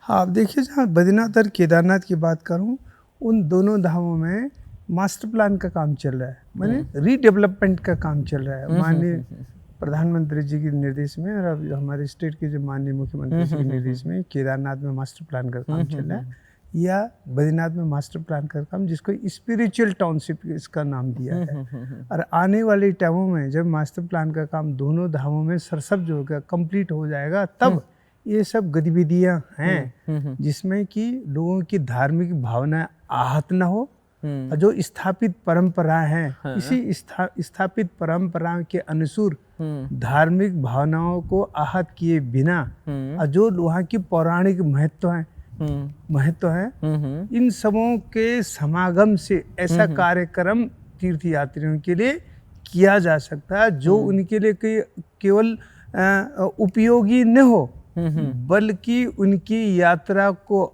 और चिर स्मृति बनाने के लिए किया जाए। उदाहरण के तौर में देखूं, विगत वर्ष श्री केदारनाथ धाम में केदारनाथ जी के तीर्थ पुरोहित हैं, अब बद्रीनाथ केदारनाथ मंदिर से इन दोनों के सहयोग से उन्होंने माँ सरस्वती और मंदाकिनी संगम में इन्होंने कि आरती का कार्यक्रम किया है। अच्छा, इनिशिएट किया ना आरती कार्यक्रम, ये तो शुरू कर दिया। धीरे धीरे धीरे धीरे आने वालों में समय में देखिए, जिसके पास समय है रहने का या केदार जी में रुकता है, इसी आरती का ऐसा भव्य रूप है, वो मैंडेटरी वो लोग रुकेंगे। उदाहरण के तौर में देखिए आप केदारनाथ जी का आपने देखा होगा, केदारनाथ जी का शाम को शयन आरती होती है।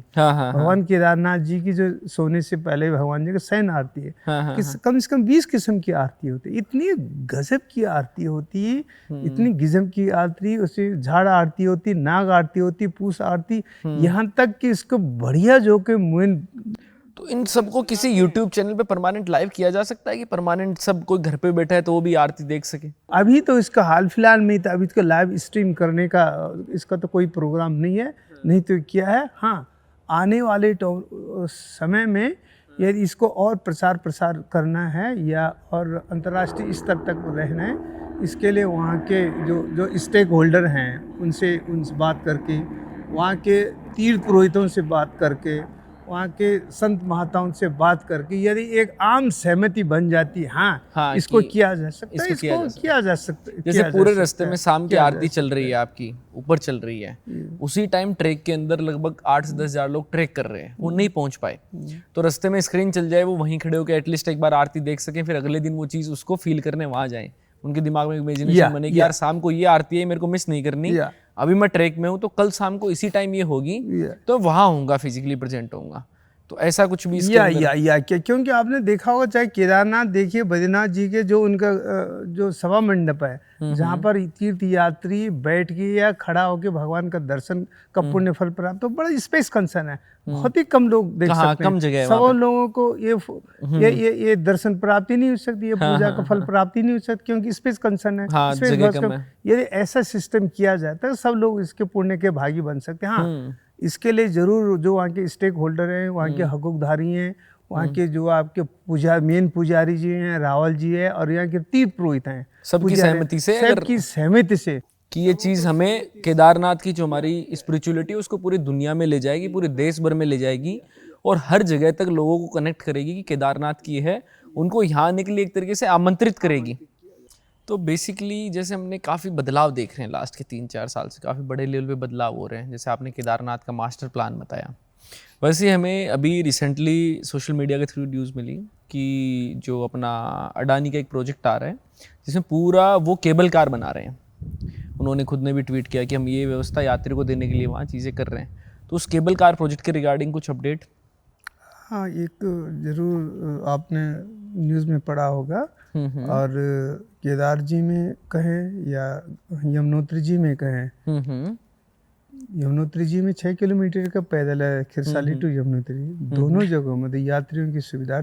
वास्तव में केबल कार की बहुत एक आवश्यकता महसूस हो रही थी, और इसका फिजिबिलिटी टेस्ट करके फिजिबिली यस हुआ है, और उसके लिए आजकल शासन लेवल पे, सरकार लेवल पे, शासन लेवल पे इसमें काम चल रहा है। मैं आई होप दैट आने वाले सालों में ये भी मूर्त रूप ले लेगा, ये भी केबल तो कार। हम कब तक ऐसा मतलब एक सपना ले सकते हैं कि कब हम केबल कार से केदारनाथ जी के दर्शन करने जा सकते हैं? अब देखा, गवर्नमेंट तो इसमें स्पेशली सीरीज ऑफ बैठक इसमें चल रहा है, तो जैसे भी सरकार से इसमें मिल जाता है, लैंड क्लियरेंस हो जाता है, पूरे एरिया फॉरेस्ट का है, बायो रिजर्व का एरिया, जैसे ही लैंड का वो मिल जाता है, परमिशन मिल जाता है लगाने की, मुझको लगता है बहुत जल्दी काम।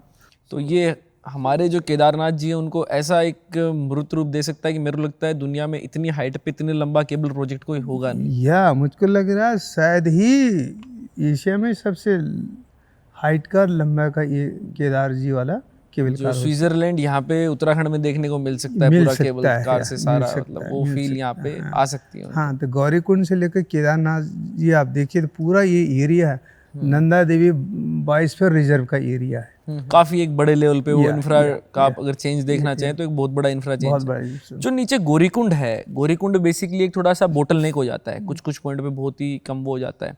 तो गोरीकुंड में जैसे आपने बहुत सारे अलग अलग लेवल पे डेवलपमेंट चल रहे हैं, रोड में ऑल वेदर रोड बन रही हैं, इसके बाद केबल कार के प्रोजेक्ट आ रहे हैं, केदारनाथ जी के मास्टर प्लान है, बद्रीनाथ जी के मास्टर प्लान है, यमुनोत्री के अंदर अलग ही आपका केबल कार का प्रोजेक्ट आ रहा है, कुछ टनल ओपन हो रही हैं, तो काफ़ी कुछ बदलाव एक इंफ्रा के तौर पे हम देख रहे हैं। तो गोरीकुंड में भी अगले 2-3-4 साल के अंदर कुछ बड़े लेवल पे कुछ इंफ्रा प्लान किया गया। आपने देखा गौरीकुंड में बड़े बोटल नेक है, चाहे वह जोलॉजिकल दृष्टि से देखिए, ज्योग्राफी दृष्टि से बहुत ही बोटल नेक है। बीच में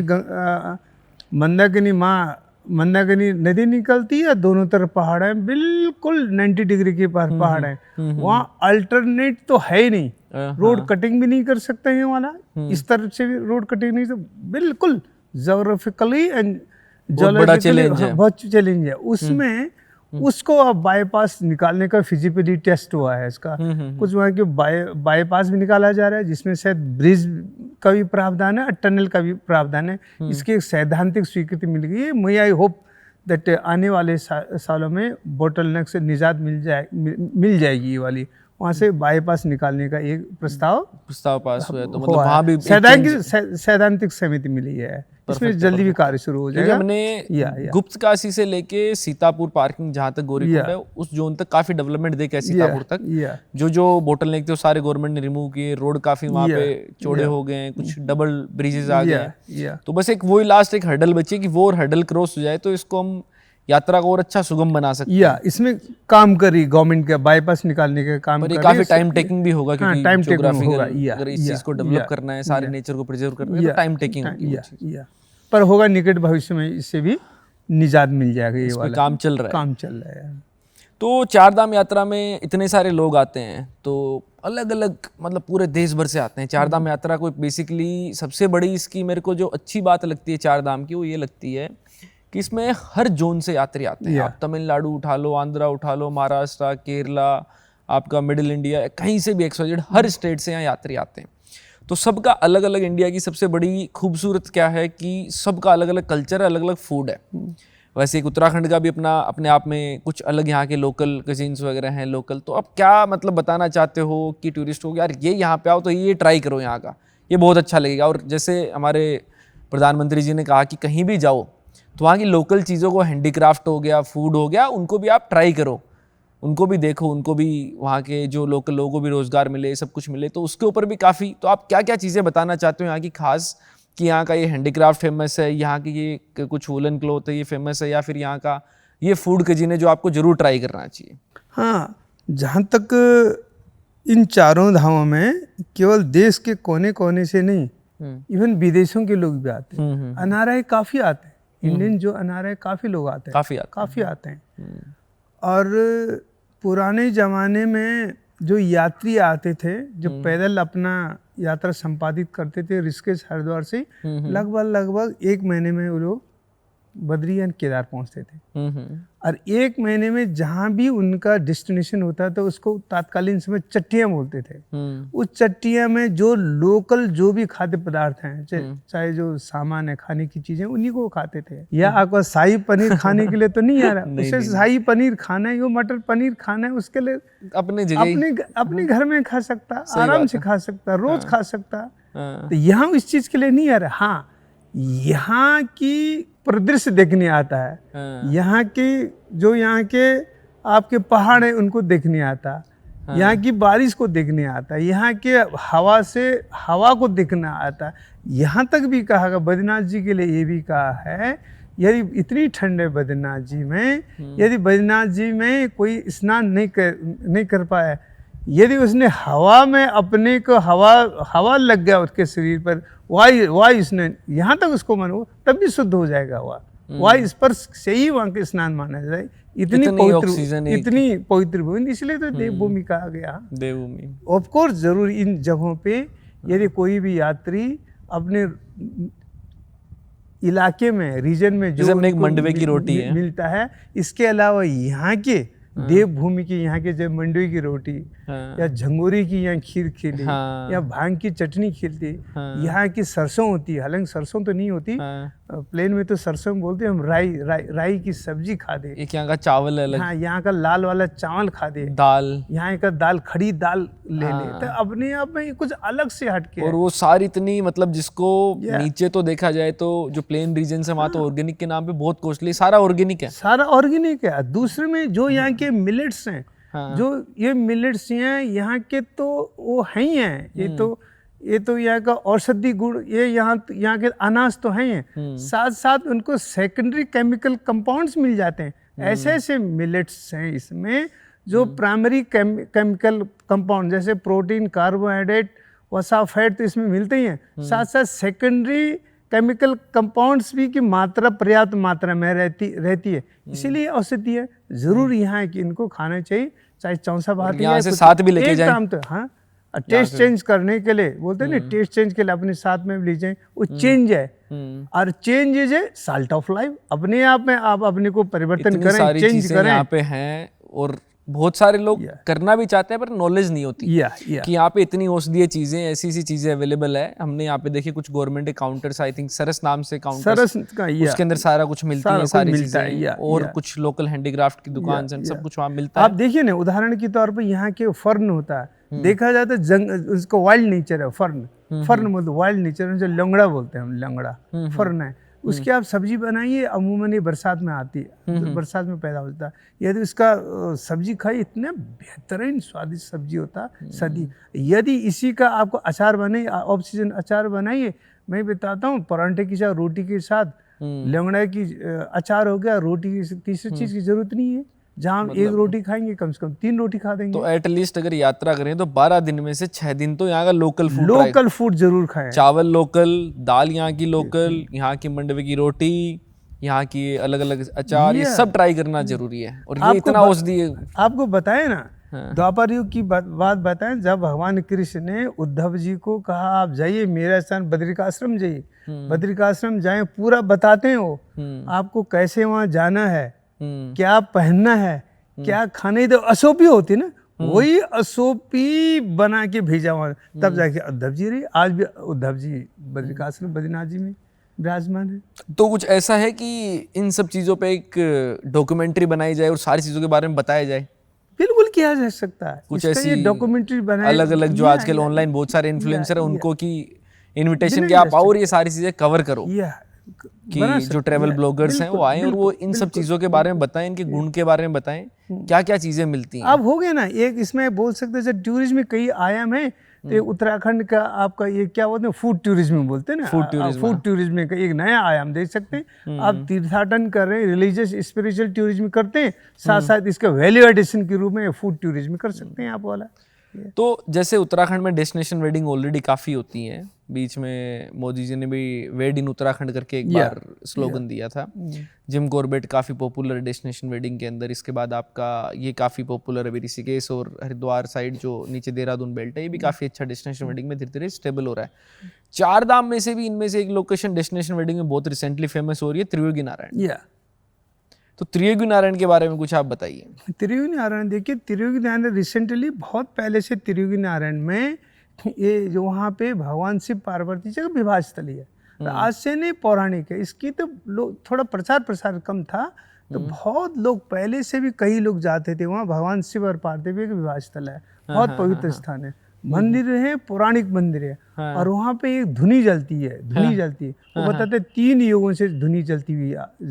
अच्छा, 3 युगों से कंटिन्यू धुनी चली, उसी अग्नि को साक्षी मान के भगवान शिव और पार्वती का विवाह हुआ। देखिए अपने आप में कितनी ऐसी चीजें हैं। वैसे दूसरा एक ऊखीमठ है, ऊखीमठ में ही जहाँ भगवान ओंकारेश्वर का मंदिर है, वहाँ पे अनिरुद्ध, भगवान श्री कृष्ण के पोते अनिरुद्ध और उषा जो बाणासुर की लड़की थी, वहाँ पर उसका वहीं पर वो शादी हुआ था। तो 2 डेस्टिनेशन पौराणिक रूप से त्रियोगी नारायण और ऊखीमठ, और दोनों साथ साथ में ही है। साथ आप एक प्रोग्राम वहाँ और एक प्रोग्राम वहाँ कर सकते हैं। इसमें माननीय प्रधानमंत्री जी ने भी कहा था, उत्तराखंड वेडिंग डेस्टिनेशन के लिए उन्होंने आह्वान किया था। अब मुझे याद है, कोई मेरे दोस्त थे हैदराबाद के थे, जैसे माननीय प्रधानमंत्री जी ने आह्वान किया था, वो बताने उसके तुरंत 1 हफ्ते में ही उन्होंने अपनी शादी हैदराबाद से कैंसिल कर दी, देहरादून में ही करी।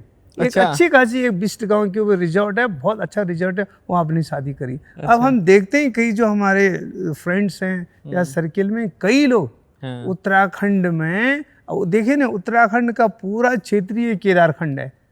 यहाँ तो पूरा जो आपको पहाड़ दिखाई देने अपने आप भगवान सिर है। अब अपन यहाँ बैठे हैं, कितनी एक अच्छी लोकेशन उत्तराखंड में, मतलब ऐसी लोकेशन कहाँ देखने माँ अलकनंदा है यहाँ है। अब यहीं पे इससे सामने अच्छा धारी देवी है, इससे अच्छा वेडिंग डेस्टिनेशन तो क्या मिल सकता है। वहाँ नीचे प्लेन में वेडिंग पॉइंट या एक क्या बोलते हैं, एक वेडिंग पॉइंट के अंदर या इंफ्रास्ट्रक्चर के अंदर एक सीमित में अपनी शादी के सेलिब्रेशन करने के बजाय यहाँ पूरा केदारखंड में आके मनाया जाए तो उसकी एक अलग ही तो एक बहुत ही अच्छा यहाँ के जो लोकल लोग उनके लिए बहुत अच्छी, और जो आजीविका के लिए मतलब जो इतनी इकोनॉमी डिपेंडेंट है, वो सिर्फ 4-5 महीने का एक स्लेब है जिसमें धाम यात्रा चलती है, 6 महीने का लगा लीजिए आप। तो उसके अलावा जो 6 महीने बच गए वो अगर इनको यहाँ पे मिलते हैं तो बहुत बड़े लेवल पे चेंजेस आ सकते हैं। पूरे साल भर हो गया, 6 महीने यात्रा चली, 6 महीने यहाँ पे डेस्टिनेशन वेडिंग चल रही है, लोग आ रहे हैं, इतनी पावन धरती पर यहाँ आके ऐसी जगह पे शादी कर रहे हैं, अपने आप में एक बहुत बड़ी बात है। तो ये एक बहुत बड़ा यहाँ पे जो आप डेवलपमेंट हो सकता है गुप्त काशी में, जो पूरे रीजन के अंदर, तो काफी अच्छे इसके स्कोप बहुत अच्छा इसके होता है। हाँ, आवश्यकता से इस बात की है, इस वेडिंग डेस्टिनेशन को और डेवलपमेंट करने के लिए और उसके प्रचार के लिए थोड़ा बेसिक फैसिलिटी इंफ्रास्ट्रक्चर या इस्टेब्लिश करने की जरूरत है। यह कालांतर में या आने वाले समय में ये बेसिक इंफ्रास्ट्रक्चर वेडिंग के दृष्टि से यदि हो जाए तो और लोग यहाँ पे आएंगे। अच्छा सर, जैसे अपन देखते हैं चार धाम के अंदर पूरी इकोनॉमी कनेक्ट है, पूरी एक सिंगल यूनिट इकोनॉमी है चार धाम। तो इसमें जैसे अगर जोशीमठ बेल्ट है वो ओली वैसे साल भर चलती है, बट बाकी जो लोकेशन है उनको भी कैसे साल भर के लिए किया जा सकता है, मतलब क्या तरीका है जिससे पूरी इकोनॉमी साल भर चल सके। कुछ गवर्नमेंट के भी इस चीज़ के लिए विंटर चार धाम का बीच में प्रोविजन चल रहा था और चल रहे थे। तो अब की बार आपने देखा होगा हमारे माननीय मुख्यमंत्री जी ने शीतकालीन यात्रा के बारे में काफ़ी उन्होंने काम किया और उसी का परिणाम आया है आज का शीतकालीन में। चाहे आप बद्रीनाथ जी की जो शीतकालीन स्थल है ना, चाहे जोशीमठ हो, नरसिंह मंदिर में, पांडुकेश्वर में हो, योगध्यानी मंदिर में हो, और केदारनाथ जी की शीतकालीन स्थली है, आपकी पूजा स्थली है ऊखीमठ में हो, चाहे आप माँ गंगोत्री की मुखुआ में है, माँ यमुना जी की अब खरसाली में, तो काफ़ी इन्होंने सीएम साहब ने काफ़ी जोर दिया और वहाँ के जितने स्टेक होल्डर हैं, जहाँ की वह समिति सभाएं, इनसे मीटिंग करी और उसी का परिणाम है कि आपके पास शीतकालीन में काफ़ी यात्री लोग आए। वो यात्री आए जो कारणवश किसी भी परिस्थिति पर सीजन में केदार जी या बद्री जी या गंगोत्री यमुनोत्री अभी तक शीतकालीन में आ रहे हैं। और इसको और बढ़ावा देने के लिए आने वाले सालों में इस साल जितने यात्री यहाँ आए शीतकालीन में उनकी फीडअप लिया संबंधित, चाहे बद्रीनाथ केदार मंदिर समिति ने हो, चाहे आपका गंगोत्री मंदिर समिति हो, यमुनोत्री मंदिर से उन यात्रियों के जो भी अनुभव हैं, कोई फीडबैक है, इसको संकलन करके नेक्स्ट ईयर में शीतकालीन यात्रा को और बृहद रूप से कैसे इसको 12 महीने चला किया जा सकता है। इसमें गवर्नमेंट काम भी करती है और बद्रीनाथ केदार मंदिर समिति भी इसमें विंटर चार धाम के अलावा उस पर तो गवर्नमेंट काम कर ही रही है काफ़ी, हमने देखी भी, उससे प्रोग्रेस ऐड वगैरह भी उसके चलते रहते हैं। गवर्नमेंट चाहती है कि विंटर चार धाम भी चलाया जाए, बट उसके अलावा क्या कोई और भी टाइप का टूरिज्म डेवलप किया जा सकता है इन सब लोकेशन पे? हाँ, बिल्कुल किया जाए। यदि आप देश के परिप्रेक्ष्य में देखें, देश के परिप्रेक्ष्य में हमारे चार धाम है, जैसे रामेश्वरम हुआ, फिर आपका जगन्नाथपुरी हुआ, द्वारिका हुआ और बद्रीनाथ जी हुआ उत्तर में। यदि हम रामेश्वरम की बात करते हैं, रामेश्वरम धाम है ये एक आपका सफलता के लिए है। अच्छा, सफलता के लिए, सक्सेस के लिए। जगन्नाथपुरी आपका समृद्धि के लिए, प्रॉस्पेरिटी के लिए, द्वारिका आपका ऐश्वर्य के लिए, और बद्रीनाथ जी आपका मोक्ष के लिए। अच्छा। यदि उत्तराखंड के परिप्रेक्ष्य में देखें, यहाँ उत्तराखंड के परिप्रेक्ष्य में चार धाम है, श्री यमुनोत्री है, श्री गंगोत्री है, श्री केदार जी है, श्री बद्रीनाथ जी है। यदि हम श्री यमुनोत्री की बात करें, यमुनोत्री भक्ति के लिए, डिवोशन भक्ति के लिए। भक्ति में अपने माता जी के, पिताजी के प्रति भक्ति, भाई के प्रति भक्ति, अपने गुरु के प्रति भक्ति, साधु संतों की प्रति, अपने धर्म की भक्ति, अपनी सनातन की भक्ति। तो यमुनोत्री का मतलब ही भक्ति है। फिर यमुनोत्री के बाद गंगोत्री है। ठीक है। गंगोत्री सिंबल है आपका प्रतीक है ज्ञान का, नॉलेज का ज्ञान है गंगोत्री। गंगोत्री सिंबल है नॉलेज का। किस चीज का नॉलेज को, कब अच्छे को हम अच्छा कह सके और खराब को खराब कर सके, नॉलेज के लिए। नॉलेज के लिए बेसिकली गंगोत्री। केदारनाथ जी आपके वैराग्य के लिए। वैराग्य कितनी भी दूषित चीजें हैं, खराब काम है, इन खराब कामों से, गलत कर्मों से वैराग्य के लिए। केदारनाथ जी वैराग्य के लिए। और बद्रीनाथ जी, श्री बद्रीनाथ जी मोक्ष के लिए। किसके? काम, कोप, क्रोध, मोह, इन सब चीजों से मुक्ति के लिए, जो गलत चीजें हैं उनके मोक्ष के लिए। मोक्ष के लिए। तो इसीलिए जो उत्तराखंड के जो चार धाम की जाती है, वामहस्ती यात्रा होती है। तो सबसे पहले यात्रा वहाँ यमुनोत्री की जाती है। वहाँ से आदमी को भक्ति मिलेगी। भक्ति यमुनोत्री के बाद गंगोत्री जाते हैं। जब भक्ति मिलेगी तो आपको नॉलेज भी चाहिए आपको। ठीक है। भक्ति आ गई, भक्ति के आने के बाद फिर आप यमुनोत्री, आपको नॉलेज आ गया, ज्ञान आ गया। जब आपको ज्ञान आ गया, ज्ञान उजागर, तब आपको वैराग्य भी आएगा। जब आपको वैराग्य आ गया तो आपको मोक्ष भी आ गया, आपको मुक्ति भी मिलेगा हर काम करो मोह से। ये यहाँ का है। ये इसीलिए इसी तरीके से इसीलिए कि वामहस्ती यात्रा यहाँ से यमुनोत्री, फिर गंगोत्री, फिर केदारनाथ, फिर अब जो 12 महीने इन धामों में कैसे चलें। अब गंगोत्री का या यमुनोत्री का, बद्रीनाथ जी, केदारनाथ, इन्हीं के जो आपके शीतकालीन स्थिल में इसी अध्यात्म के अनुसार, इसी जो इनकी जो है प्रतीक है, जो इनकी अवधारणा है, इसी के अनुसार यहाँ एक साधन कुछ बने। गंगोत्री भक्त के संबंधित को ऐसा इंफ्रास्ट्रक्चर डेवलप करें। 12 महीने यात्री आएगा, वहाँ जमुना जी की आरती भी कर देंगे, शनि महाराज जी की आरती भी करेंगे, उसके संबंधित एक इंफ्रास्ट्रक्चर बन जाए, उसके भी वो लोग दीदार हो पाएंगे।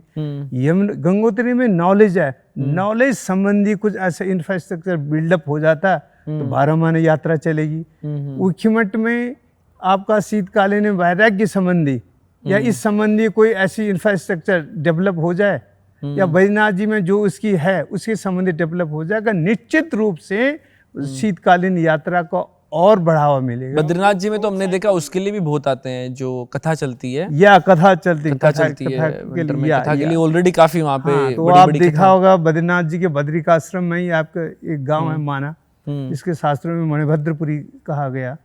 और इसको शास्त्रों में मणिभद्रपुरी माना गांव तो है, शास्त्र अनुसार इसको सम्यप्रास आश्रम कहा गया। ये विश्व का पहला यूनिवर्सिटी है, पहला यूनिवर्सिटी जिसके कुलपति भगवान वेद व्यास थे। तो एट ए टाइम उस समय 10-10 हजार लड़के वहाँ पढ़ते थे, विद्यार्थी अध्ययन रहते, जिसके उस टाइम वेद पुराण उपनिषद से पारंगत करके सनातन धर्म की प्रचार के लिए पूरे देश में भेजा जाता है। उसके कुलपति भगवान वेद व्यास थे।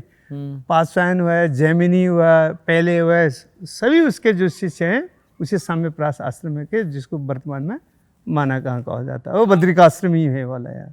परफेक्ट है। तो ये इस तरीके से करके इस पूरी को इकोनॉमी को टर्न आउट किया जा सकता है। हाँ। कि कैसे इसको और बिना वातावरण, बिना स्थानीय वातावरण को कलुषित करते हुए शास्त्र सम्मत और स्थापित परंपराओं का बेहतर समन्वयन करके आधारभूत संरचनाओं का यदि निर्माण किया जाए, स्थापना की जाए, निश्चित रूप से यात्रा में आने के लोग उत्साहित होंगे, प्रोत्साहित होंगे और अधिक लेवल पे यहाँ पे यात्रा 12 महीने चल सकती है। आपका जैसे मान लो आप बहुत टाइम से इसी बेसिकली आपका लास्ट के 15 साल से 20 साल से आप कंटिन्यू यात्रा के अंदर इन्वॉल्व हो, आपने पूरा बदलता हुआ स्वरूप देखा है। तो अगर मैं आपको बोलूँ कि आपका एक पूरा आत्मा इससे कनेक्टेड है, ये तो आपकी एक ऐसी इच्छा होगी यार 10 साल के अंदर, क्योंकि बहुत सारे चेंजेस है जो 1 या 2 साल में नहीं हो सकते, तो 10 साल के अंदर आप एक ड्रीम यात्रा क्या देखते हो कि यार मैं चाहता हूँ कि 10 साल में इतने बदलाव हो जाए और 10 साल बाद ये 4 धाम यात्रा इस तरीके से चले। आपका क्या ड्रीम, एक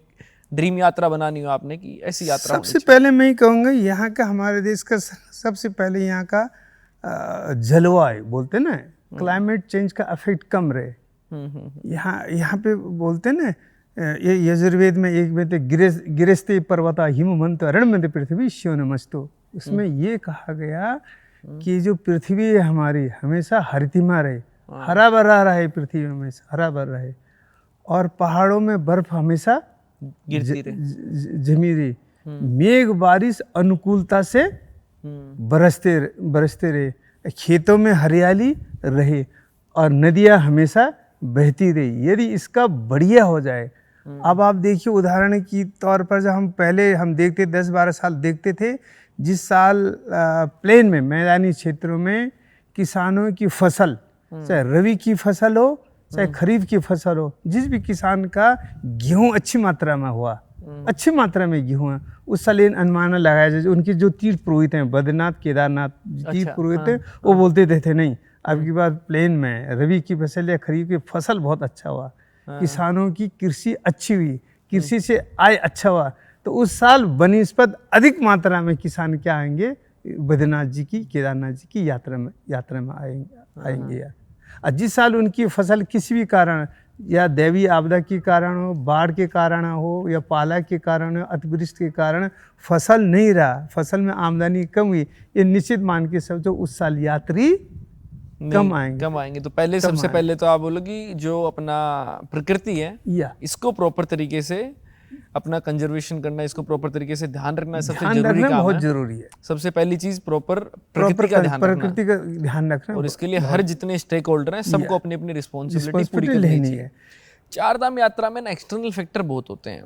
एक्सटर्नल फैक्टर जैसे मान लो अभी इस बार जुलाई अगस्त में देखा कि काफ़ी रेनफॉल काफ़ी था, फिर कई बार लैंडस्लाइड का जोन हो जाता है, तो इन सबको क्या बैक एंड में कैसे मैनेज होते हैं? मतलब जैसे दर्शक ये जानना चाहें कि ये सारी चीज़ें बैक एंड में जो गवर्नमेंट का एडमिनिस्ट्रेशन है वो कैसे मैनेज करता है, कैसे सारी चीज़ें एक सिंगल स्टॉप से कोई पीछे वॉर रूम होता है या कोई कहीं एक जगह होता है बैठ के जहाँ से सारा मैनेजमेंट होता है, डिस्ट्रिक्ट लेवल पे मैनेज होता है, कैसे होता है ये? अब एक देखिए अब जो उत्तराखंड है हिमालय क्षेत्र है, हिमालय क्षेत्र, और हिमालय में हमेशा कुछ जियोलॉजिकल उथल पुथल, जियोलॉजिकल चेंज आते रहे, पहले भी आते रहे, अभी भी आते रहे, जियोलॉजिकल चेंज होते रहे। इन सबों को ध्यान में रखते हुए गवर्नमेंट ने हमारा ये डिजास्टर मैनेजमेंट विभाग बनाया, एक आपदा पूरा मिनिस्ट्री डिजास्टर मैनेजमेंट की बनाई है। अच्छा। उसके लिए सियोनडेक्स सिस्टम किया है। जब भी कहीं भी यदि प्रदेश में कहीं यदि वो हो जाता है, किसी प्रकार की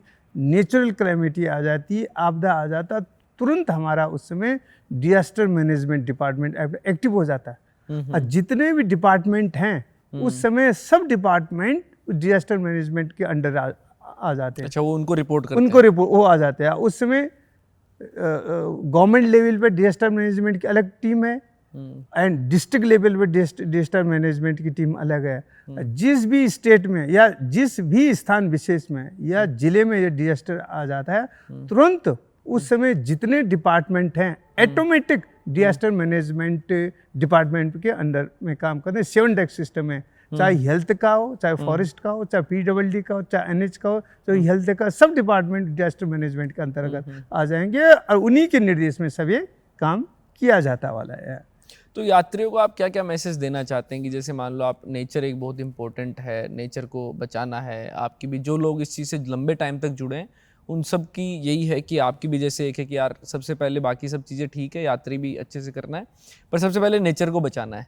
तो आप जो यात्री आए उनको क्या रिस्पॉन्सिबिलिटी समझाना चाहते हो कि नेचर को बचाने के लिए आपको क्या क्या करना है? हाँ, मेरा तो उसके सबसे ये है कि जो अपने साथ जो आए तो एक तो बहुत ज़्यादा सामान कैरी नहीं करें। अब बद्रीनाथ केदारनाथ जी गंगोत्री चलने सपोज आपका एक जैकेट से काम चल सकता है। आप अपने साथ कई लोग हम देखे अपने साथ कम 4-4 जैकेट ले आते हैं, 5-5 जैकेट ले आते हैं वाले ना। तो कम सामान कम से लाएं। एक जैकेट से आपके चारों धाम की यात्रा बेहतर ढंग से हो जाती। सामान अपने साथ कैरी कम करें। यदि आपको उसके बावजूद भी आपको लेना ही पड़ा, स्थानीय कई प्रोडक्ट मिल जाते हैं, स्थानीय आपके वो मिल जाते हैं, चादर मिल जाते हैं, स्थानीय पंखियाँ मिल जाती हैं, स्थानीय स्वेटर मिल जाते हैं, स्थानीय जैकेट्स मिलते हैं, इनको कैरी करें। बशर्ते आप दूर से कैरी करने के बजाय यदि आपको इतनी आवश्यकता पड़ती है स्थानीय रूप से कैरी कर सकते हैं। दूर से उसमें स्थानीय लोगों का आपको एम्प्लॉयमेंट मिल जाएगा उनको, तो उनका अटैचमेंट भी रहेगा। हाँ, तब वो जो अतिथि देवों के भाव की जो भावना और ज़्यादा जागृत होगी। या फलाना आदमी आते हैं, भगवान का दर्शन पाते हैं, पूजा करते हैं, साथ साथ हमारे यहाँ से हमारी स्थानीय चीज़ें लेके जाते हैं, तो अतिथि देवों की भावना जो उनमें है इनबिल्ट है और बेहतर ढंग से वो लोग कर पाएंगे। साथ में जो खाने पीने की चीज़ें, कई यात्री ना अपने साथ भर के टोकरे भर कर एंकल चिप्स ले वगैरह ले आते हैं। एक तो व्हीकल में जगह भी, अननेसेसरी जगह भी घेर लेता है, कैरी करने के लिए दिक्कत है। यदि उनको खाने की इतनी जरूरत आवश्यकता हो तो स्थानीय रूप से मिल जाता है। जैसे अपने आपने बहुत सारी इतनी अच्छी चीजें बताई, इनका लुप्त उठाएं, इनका सबका लुत्फ उठाएं। बहुत सारा सामान कैरी न करें, बहुत ज़्यादा खाने पीने की सामान, हाँ आवश्यक, जिनको आवश्यक है, जैसे बच्चों के लिए दूध वगैरह वगैरह और चीज़ें हैं, नहीं अपने वही ले सकते, सीमित साधनों में करें। अदरवाइज तो लगभग चारों धामों में, हर स्टेशनों में, हर जगह में, हर टाउन में सब चीज़ें यहाँ पर पर्याप्त मात्रा में मिल जाती है, उपलब्ध हैं, उसका लुत्फ उठाएं, लुत्फ उठाएंगे। तो अभी जैसे आज अपन जो चार धाम है, इसके अंदर एक बहुत बड़ी मान्यता है धारी देवी की, कि धारी देवी की मान्यता सबसे ज़्यादा मानी जाती है चार धाम यात्रा में। जितने भी यात्री आते हैं सारे इन रूट यहाँ से दर्शन करते हुए धारी देवी से जाते हैं। तो आज अपन ने भी ये डिसाइड किया कि अगर अपन को चार धाम यात्रा के रिलेटेड कोई अगर करना है, सारा पॉडकास्ट करना है, तो अपन को ऐसी लोकेशन चाहिए कि अपन उस यात्रा को पूरा एक जीवंत रूप दे सकें, उससे कनेक्ट कर सकें। तो धारी देवी के बारे में क्या बताना चाहेंगे? हाँ, बगल में जो धारी देवी है, जो यहाँ की जितने सिद्धपीठ है, इन सिद्धपीठों में एक सिद्धपीठ है। और ये मान्यता है जो हमारे चार धाम है, चार धामों की रक्षा की देवी धारी देवी। चार धामों की रक्षा का प्रभार, रक्षा की जिम्मेदारी जो रक्षा करती हैं, यही धारी देवी हैं। जितने भी यात्री श्री बद्रीनाथ, श्री केदारनाथ जी की यात्री करती हैं या चार धाम का यात्रा करते हैं, अपनी यात्रा की सफलता के लिए धारी माता जी से इसका आशीष मांगते हैं। चाहे जाते समय या आते समय शीश नवा के यहाँ से जाते हैं। यही चारों धामों की रक्षा भी करती है धारी देवी। बड़ा महत्व है इस क्षेत्र विशेष में धारी देवी जी। परफेक्ट है। दूसरा, जैसे बहुत सारे जो चार धाम यात्रा है, बेसिकली इसके अंदर बहुत सारी कंपनियां सालों से यात्रा करवाती आ रही हैं, बहुत सारी नई कंपनियां भी करवाती हैं यात्रा। तो उन सब के लिए क्या मैसेज देना चाहेंगे एज ए गवर्नमेंट बॉडी? आप क्या उनको मैसेज कन्वे करना चाहेंगे कि चार धाम यात्रा में इन चीज़ों का ध्यान रखो, क्या क्या चीज़ें उनको करनी चाहिए, कैसे चीज़ों को और बेटर बनाया जा सकता है, उनकी क्या रोल एंड रिस्पॉन्सिबिलिटी है, उसके बारे में क्या? अच्छा, जहाँ तक चार धाम यात्रा का सफल संचालन के लिए सरकार के पास एक सीमित संसाधन है। उदाहरण के तौर पर हम ट्रांसपोर्टेशन लें, यहाँ पब्लिक ट्रांसपोर्टेशन इतनी ज़्यादा मात्रा में प्रदेश सरकार के पास नहीं है कि जो उसका ये व्यवस्था कर पाए। इसीलिए सीजन में यात्रा के समय एडजॉइनिंग स्टेट्स भी अपने वो व्हीकल्स वाहन लेती हैं। ट्रैवलिंग एजेंसी जो हमारे स्टेट्स में काम करती है, कार्य करती है, उनके पास सीमित साधन है। इसके अलावा इसीलिए और जगह से और स्टेट से कई ट्रैवलिंग एजेंसियां हैं जो यात्रियों को चार धाम यात्रा संचालित करती हैं, अलग अलग जगहों से आती है, तभी ये संभव हो पाता है। स्टेट के पास इतना संसाधन ट्रांसपोर्ट के संबंधित में नहीं है। 10 से 15,000 गाड़ियां कम से कम लगती होंगी एक बार में, लगती चाहिए। अब देखिए ना, पिछले साल यहाँ 50 लाख से ज़्यादा यात्री हैं। इन यात्री के लिए कितने चाहिए? निश्चित रूप से एडजॉइनिंग एरिया से बाहर से लोगों के लिए ट्रांसपोर्टेशन की जरूरत होगी, तभी सुखी और ढंग से यात्रा संचालित हो पाए। और जितने भी जो ट्रांसपोर्टेशन से संबंधित या और व्यवस्थाओं से संबंधित जो चार धामों से व्यवस्था स्टेक होल्डर हैं, चाहे विभिन्न प्रदेश के, उन लोगों से यही हमारा एक निवेदन है। तो यात्रियों को तो एक तो जानकारी हो, सही जानकारी है। दूसरे, यदि कोई यात्री विशेष चार धाम की यात्रा करना चाहता है या 2 धाम की यात्रा करना चाहता है या 3 धाम की यात्रा करना चाहता है, तो इस यात्राओं के संचालन के लिए जो उनको टाइम फ्रेम है, उदाहरण की तरह चार धाम यात्रा के लिए माने 7 दिन का टाइम है, जरूर 7 दिन में पूरा कराएं। ये नहीं कि हपड़ तपड़ में जल्दबाजी नहीं करें, नहीं कि 7 दिन का वो 5 दिन में नहीं करें। इससे क्या होगा, सब अव्यवस्थाएं हो जाएगी। यात्रियों को न तो ढंग से यात्रा कर पाए, नहीं तो ढंग से आवासीय सुविधा मिल पा जाएगी, नहीं ढंग से भोजन की सुविधा मिल जाएगी, नहीं ढंग से दर्शन की व्यवस्था आराम से की जाए, धीरे-धीरे की जाए, कोई जल्दबाजी ना हो, कोई जल्दीबाजी नहीं। 10 से 12 दिन का टाइम लें, उनसे की जाए और जो उनको जानकारी है उनको सही दी जाए। दूसरे में चाहे टैरिफ है, किराया है, चाहे उनसे ट्रांसपोर्टेशन वालों से है, चाहे अकोमोडेशन वालों से है, चाहे डंडी कंडी वाले थे, अपना पहले एक रेट फिक्स कर दें ताकि लोगों को पता तो चले कि अमुक जी का इतना रुपया, अमुक जी का इतना रुपया, अमुक जी का इतना रुपया। जो एक बार यदि पता चल जाए कि फला के लिए इतना रुपया, ट्रांसपोर्टेशन के लिए मेरा इतना रुपया, खाने के लिए इतना रुपया, अकोमोडेशन के लिए उतना रुपया, तो अब ये फिक्स हो जाएगा। या 4 धाम करें, 2 धाम, 1 करें, लोगों को तो पता चल जाएगा। इस यात्रा को संपादित करने में टेंटेटिव लगभग हमारा इतना का बजट आ रहा है, उसी बजट के अनुसार अपनी यात्रा आएगा। जिस दिन लोगों को पता चल जाएगा तो और ज्यादा मात्रा में यात्री यहाँ पे अच्छे बजट में यात्रा कराएं, अच्छे कि बजट में कोई यात्रा, किसी भी चीज का मनमाना चार्ज ना लगाएं, मनमाना चार्ज नहीं। और जो भी यहाँ आए यहाँ से एक अच्छा अनुभव लेके वो जाएं कि उनको लगे कि हमने जो चीज की वो बड़ी वर्थ इट थी और बड़ा अच्छा एक्सपीरियंस रहा। और ये इस इम्प्रेशन के साथ जाएं, मैं इस बार भी आया, अगली बार भी आऊं, अगली बार भी आता रहूं। यदि इस भावना से यदि यात्री खुश होकर जाता है, निश्चित रूप से जो है ये 4 धाम यात्रा सबों के लिए हितकारी होगा, सभी स्टेक होल्डरों के लिए हितकारी तो होगा। सर, जैसे इस बार जो यात्री 2026 में यात्रा करना चाहते हैं, तो आप उनको क्या मैसेज देना चाहते हैं कि यात्रा करने के लिए क्या क्या चीज़ें, आपने इतनी सारी इनिशिएटिव ऑलरेडी आप बता चुके हो, और क्या क्या उनको मैसेज देना चाहते हैं? जो यात्रा 2026 के लिए हमारा पूरा उत्तराखंड प्रदेश 2026 में 4 धामों यात्रा में आएंगे। पूरा प्रदेश हमारा प्रदेश की सरकार, यहाँ के स्थानीय लोग, स्थानीय स्टेक होल्डरों में अभी से उत्सव का माहौल है, पूरा एक पर्व का माहौल है कि पर्व का माहौल है। परसों बसंत पंचमी के दिन भगवान बद्रीनाथ जी के कपाट की तिथि घोषित की है, उस दिन से और एक माहौल पूरा उत्तराखंड में और पर्व का माहौल शुरू हो जाता है। अच्छा। जितने भी रिजॉर्ट वाले हैं, होटल वाले हैं, ढाबे वाले, होम स्टे वाले हैं, अपनी तैयारी में शुरू हो गई। और अब की बार जो उन्होंने आपस में बातें सुनते रहते हैं, इस बार बिहेवियर पे उन्होंने बहुत जोर दिया है। चाहे होटल वाला है, घोड़ा वाला है, कंडी वाला है, या चाय वाला है, कुछ भी है, कोई भी है, संबंधित है, देवभूमि में प्रॉपर अति तो देवभूमि के रूप में अनुकूल, उसके लिए बिहेवियर पे इन्होंने बहुत जोर दिया है कि वे लोग अच्छे वेल बिहेव ढंग से, शिष्टाचार ढंग से, शिष्टता को आत्मसात करते हुए उनका वेलकम करेंगे। और जहाँ तक इस वर्ष यात्री विभिन्न क्षेत्रों से, देश के कोने कोने से यहाँ आएंगे, मेरा कहना है कि उनसे एक अनुरोध है, ज़रूर यहाँ पे आएँ, यथासंभव पूरे जानकारी सहित आएँ। जो भी गवर्नमेंट के जितने भी वेबसाइट्स हैं, पूरी जानकारी लेके, चाहे उत्तराखंड विकास परिषद हो, पर्यटन विकास परिषद हो, चाहे पर्यटन विभाग हो उत्तराखंड शासन का, या श्री बद्रीनाथ केदारनाथ मंदिर समिति की वेबसाइट है, यहाँ पूरी जानकारी रहती है। इन वेबसाइट में अध्ययन जरूर कर लें। इनके द्वारा जो ये ऐप इन्होंने निजात किया उसका देख ले, अवलोकन कर लें और पूरी जानकारी प्राप्त कर लें, ताकि यात्रा 4 धाम यात्रा के दौरान किसी भी ऐसे की स्थितियों का उनको सामना नहीं करना हर चीज़ उनको पहले से नीट एंड क्लियर इन्फॉर्मेशन पता हो, कोई भी चीज़ के अंदर मिसगाइडेड ना हो।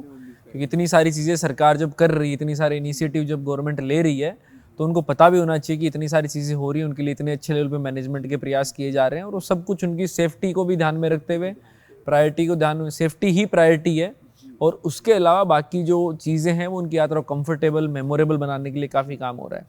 तो आपने पूरे इस चीज़ के अंदर जो काफ़ी अच्छी चीज़ें कवर की हैं, यात्रियों के लिए क्या क्या इन्फॉर्मेशन है, क्या चीज़ें आप अगले 10 सालों में करने वाले हैं, क्या करंट में गवर्नमेंट स्टेप उठा रही है, किस लेवल पे चीज़ें, बहुत बड़े लेवल पे वर्ल्ड क्लास इंफ्रा यहाँ पे क्रिएट होने वाला है। आने वाले टाइम में यात्रा बहुत ही बड़ा रूप लेने वाली है। आज जो यात्रियों की एक लिमिटेशन है उसको भी सरकार हर चीज़ पे बढ़ा रही है। जैसे आपने बताया कि रोड का इंफ्रा भी बढ़ रहा है, रूट का इंफ्रा भी बढ़ रहा है, ज़्यादा बंदे कैसे करें और एक बार के अंदर ज़्यादा यात्री को दर्शन कैसे कराएं। तो हर अलग अलग स्टेप पे काम हो रहा है। मतलब बेसिकली ऐसा नहीं कि रोड का इंफ्रा बढ़ा दिया कि चलो ज़्यादा व्हीकल कैसे मैनेज करें, बहुत सारी चीज़ें हैं। उसी लेवल पे गेस्ट हाउस मैनेज करना, व्हीकल्स मैनेज करना, हर चीज़ को लेके प्रशासन प्रयासरत है। तो काफ़ी अच्छी चीज़ें आपने बताई हमारे दर्शकों तक, और काफ़ी अच्छी हमें भी जान के ये चीज़ें काफ़ी अच्छा लगा कि इतनी सारी चीज़ें गवर्नमेंट इन चीज़ों को ध्यान में रखते हुए कर रही है। और सबसे बढ़िया चीज़ जो मेरे को आपकी लगी कि हर चीज़ का फीडबैक ले रहे हैं।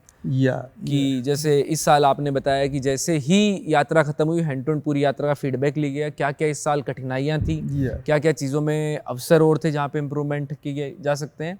और सबसे अच्छी चीज़ है कि जो टेक्नोलॉजी को जिस तरीके से स्टार्ट किया है, यूज़ करके चीज़ों को कंफर्टेबल लाने, पहले यात्रा पास से हो, फिर व्हीकल रजिस्ट्रेशन से हो, आगे इनका और इंटीग्रेशन धीरे धीरे हो रहा है। फिर जैसे जो यात्री नहीं आ रहे उनके लिए और अलग से यात्रा पास खोलना, उस लेवल पे मैनेज करना, ये काफ़ी चीज़ें अच्छी हैं। और उसके अलावा से प्रकृति के बारे में आपने बताया कि प्रकृति ही जो सफाई व्यवस्था है उसको कैसे मैनेज करते हैं, उसको किस तरीके से अलग अलग लेवल पे इनिशिएट किया जा रहा है और कितनी अच्छी तरीके से भी साफ़ सफाई मेंटेन की जा रही है, तो काफ़ी अच्छी। क्योंकि जब यात्री घूमने आता है तो उसको आसपास जब कूड़ा कचरा दिखता है तो उसको भी एक अच्छा फील नहीं आता कि यार मैं यात्रा रहा हूँ, लोग यहाँ ऐसे ऐसे कचरा फैला रहे, तो काफ़ी अच्छी चीज़ है। और सबसे अच्छी है कि आपने बहुत ही अच्छी क्लैरिटी दी कि चारों धामों का क्या क्या मतलब है, चारों धामों के अंदर कैसे क्यों हम पहले यमुनोत्री, फिर गंगोत्री, फिर केदारनाथ, फिर बद्रीनाथ करते हैं, क्या क्या इनसे सीखना चाहिए।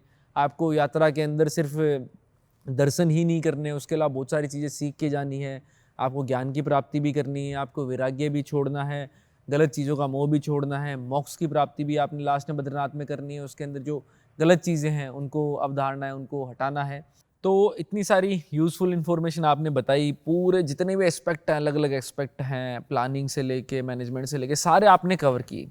तो आज ही कन्वर्सेशन से हमें चारधाम यात्रा की प्लानिंग, ग्राउंड रियलिटी को बहुत ही क्लियरली समझने का मौका मिला।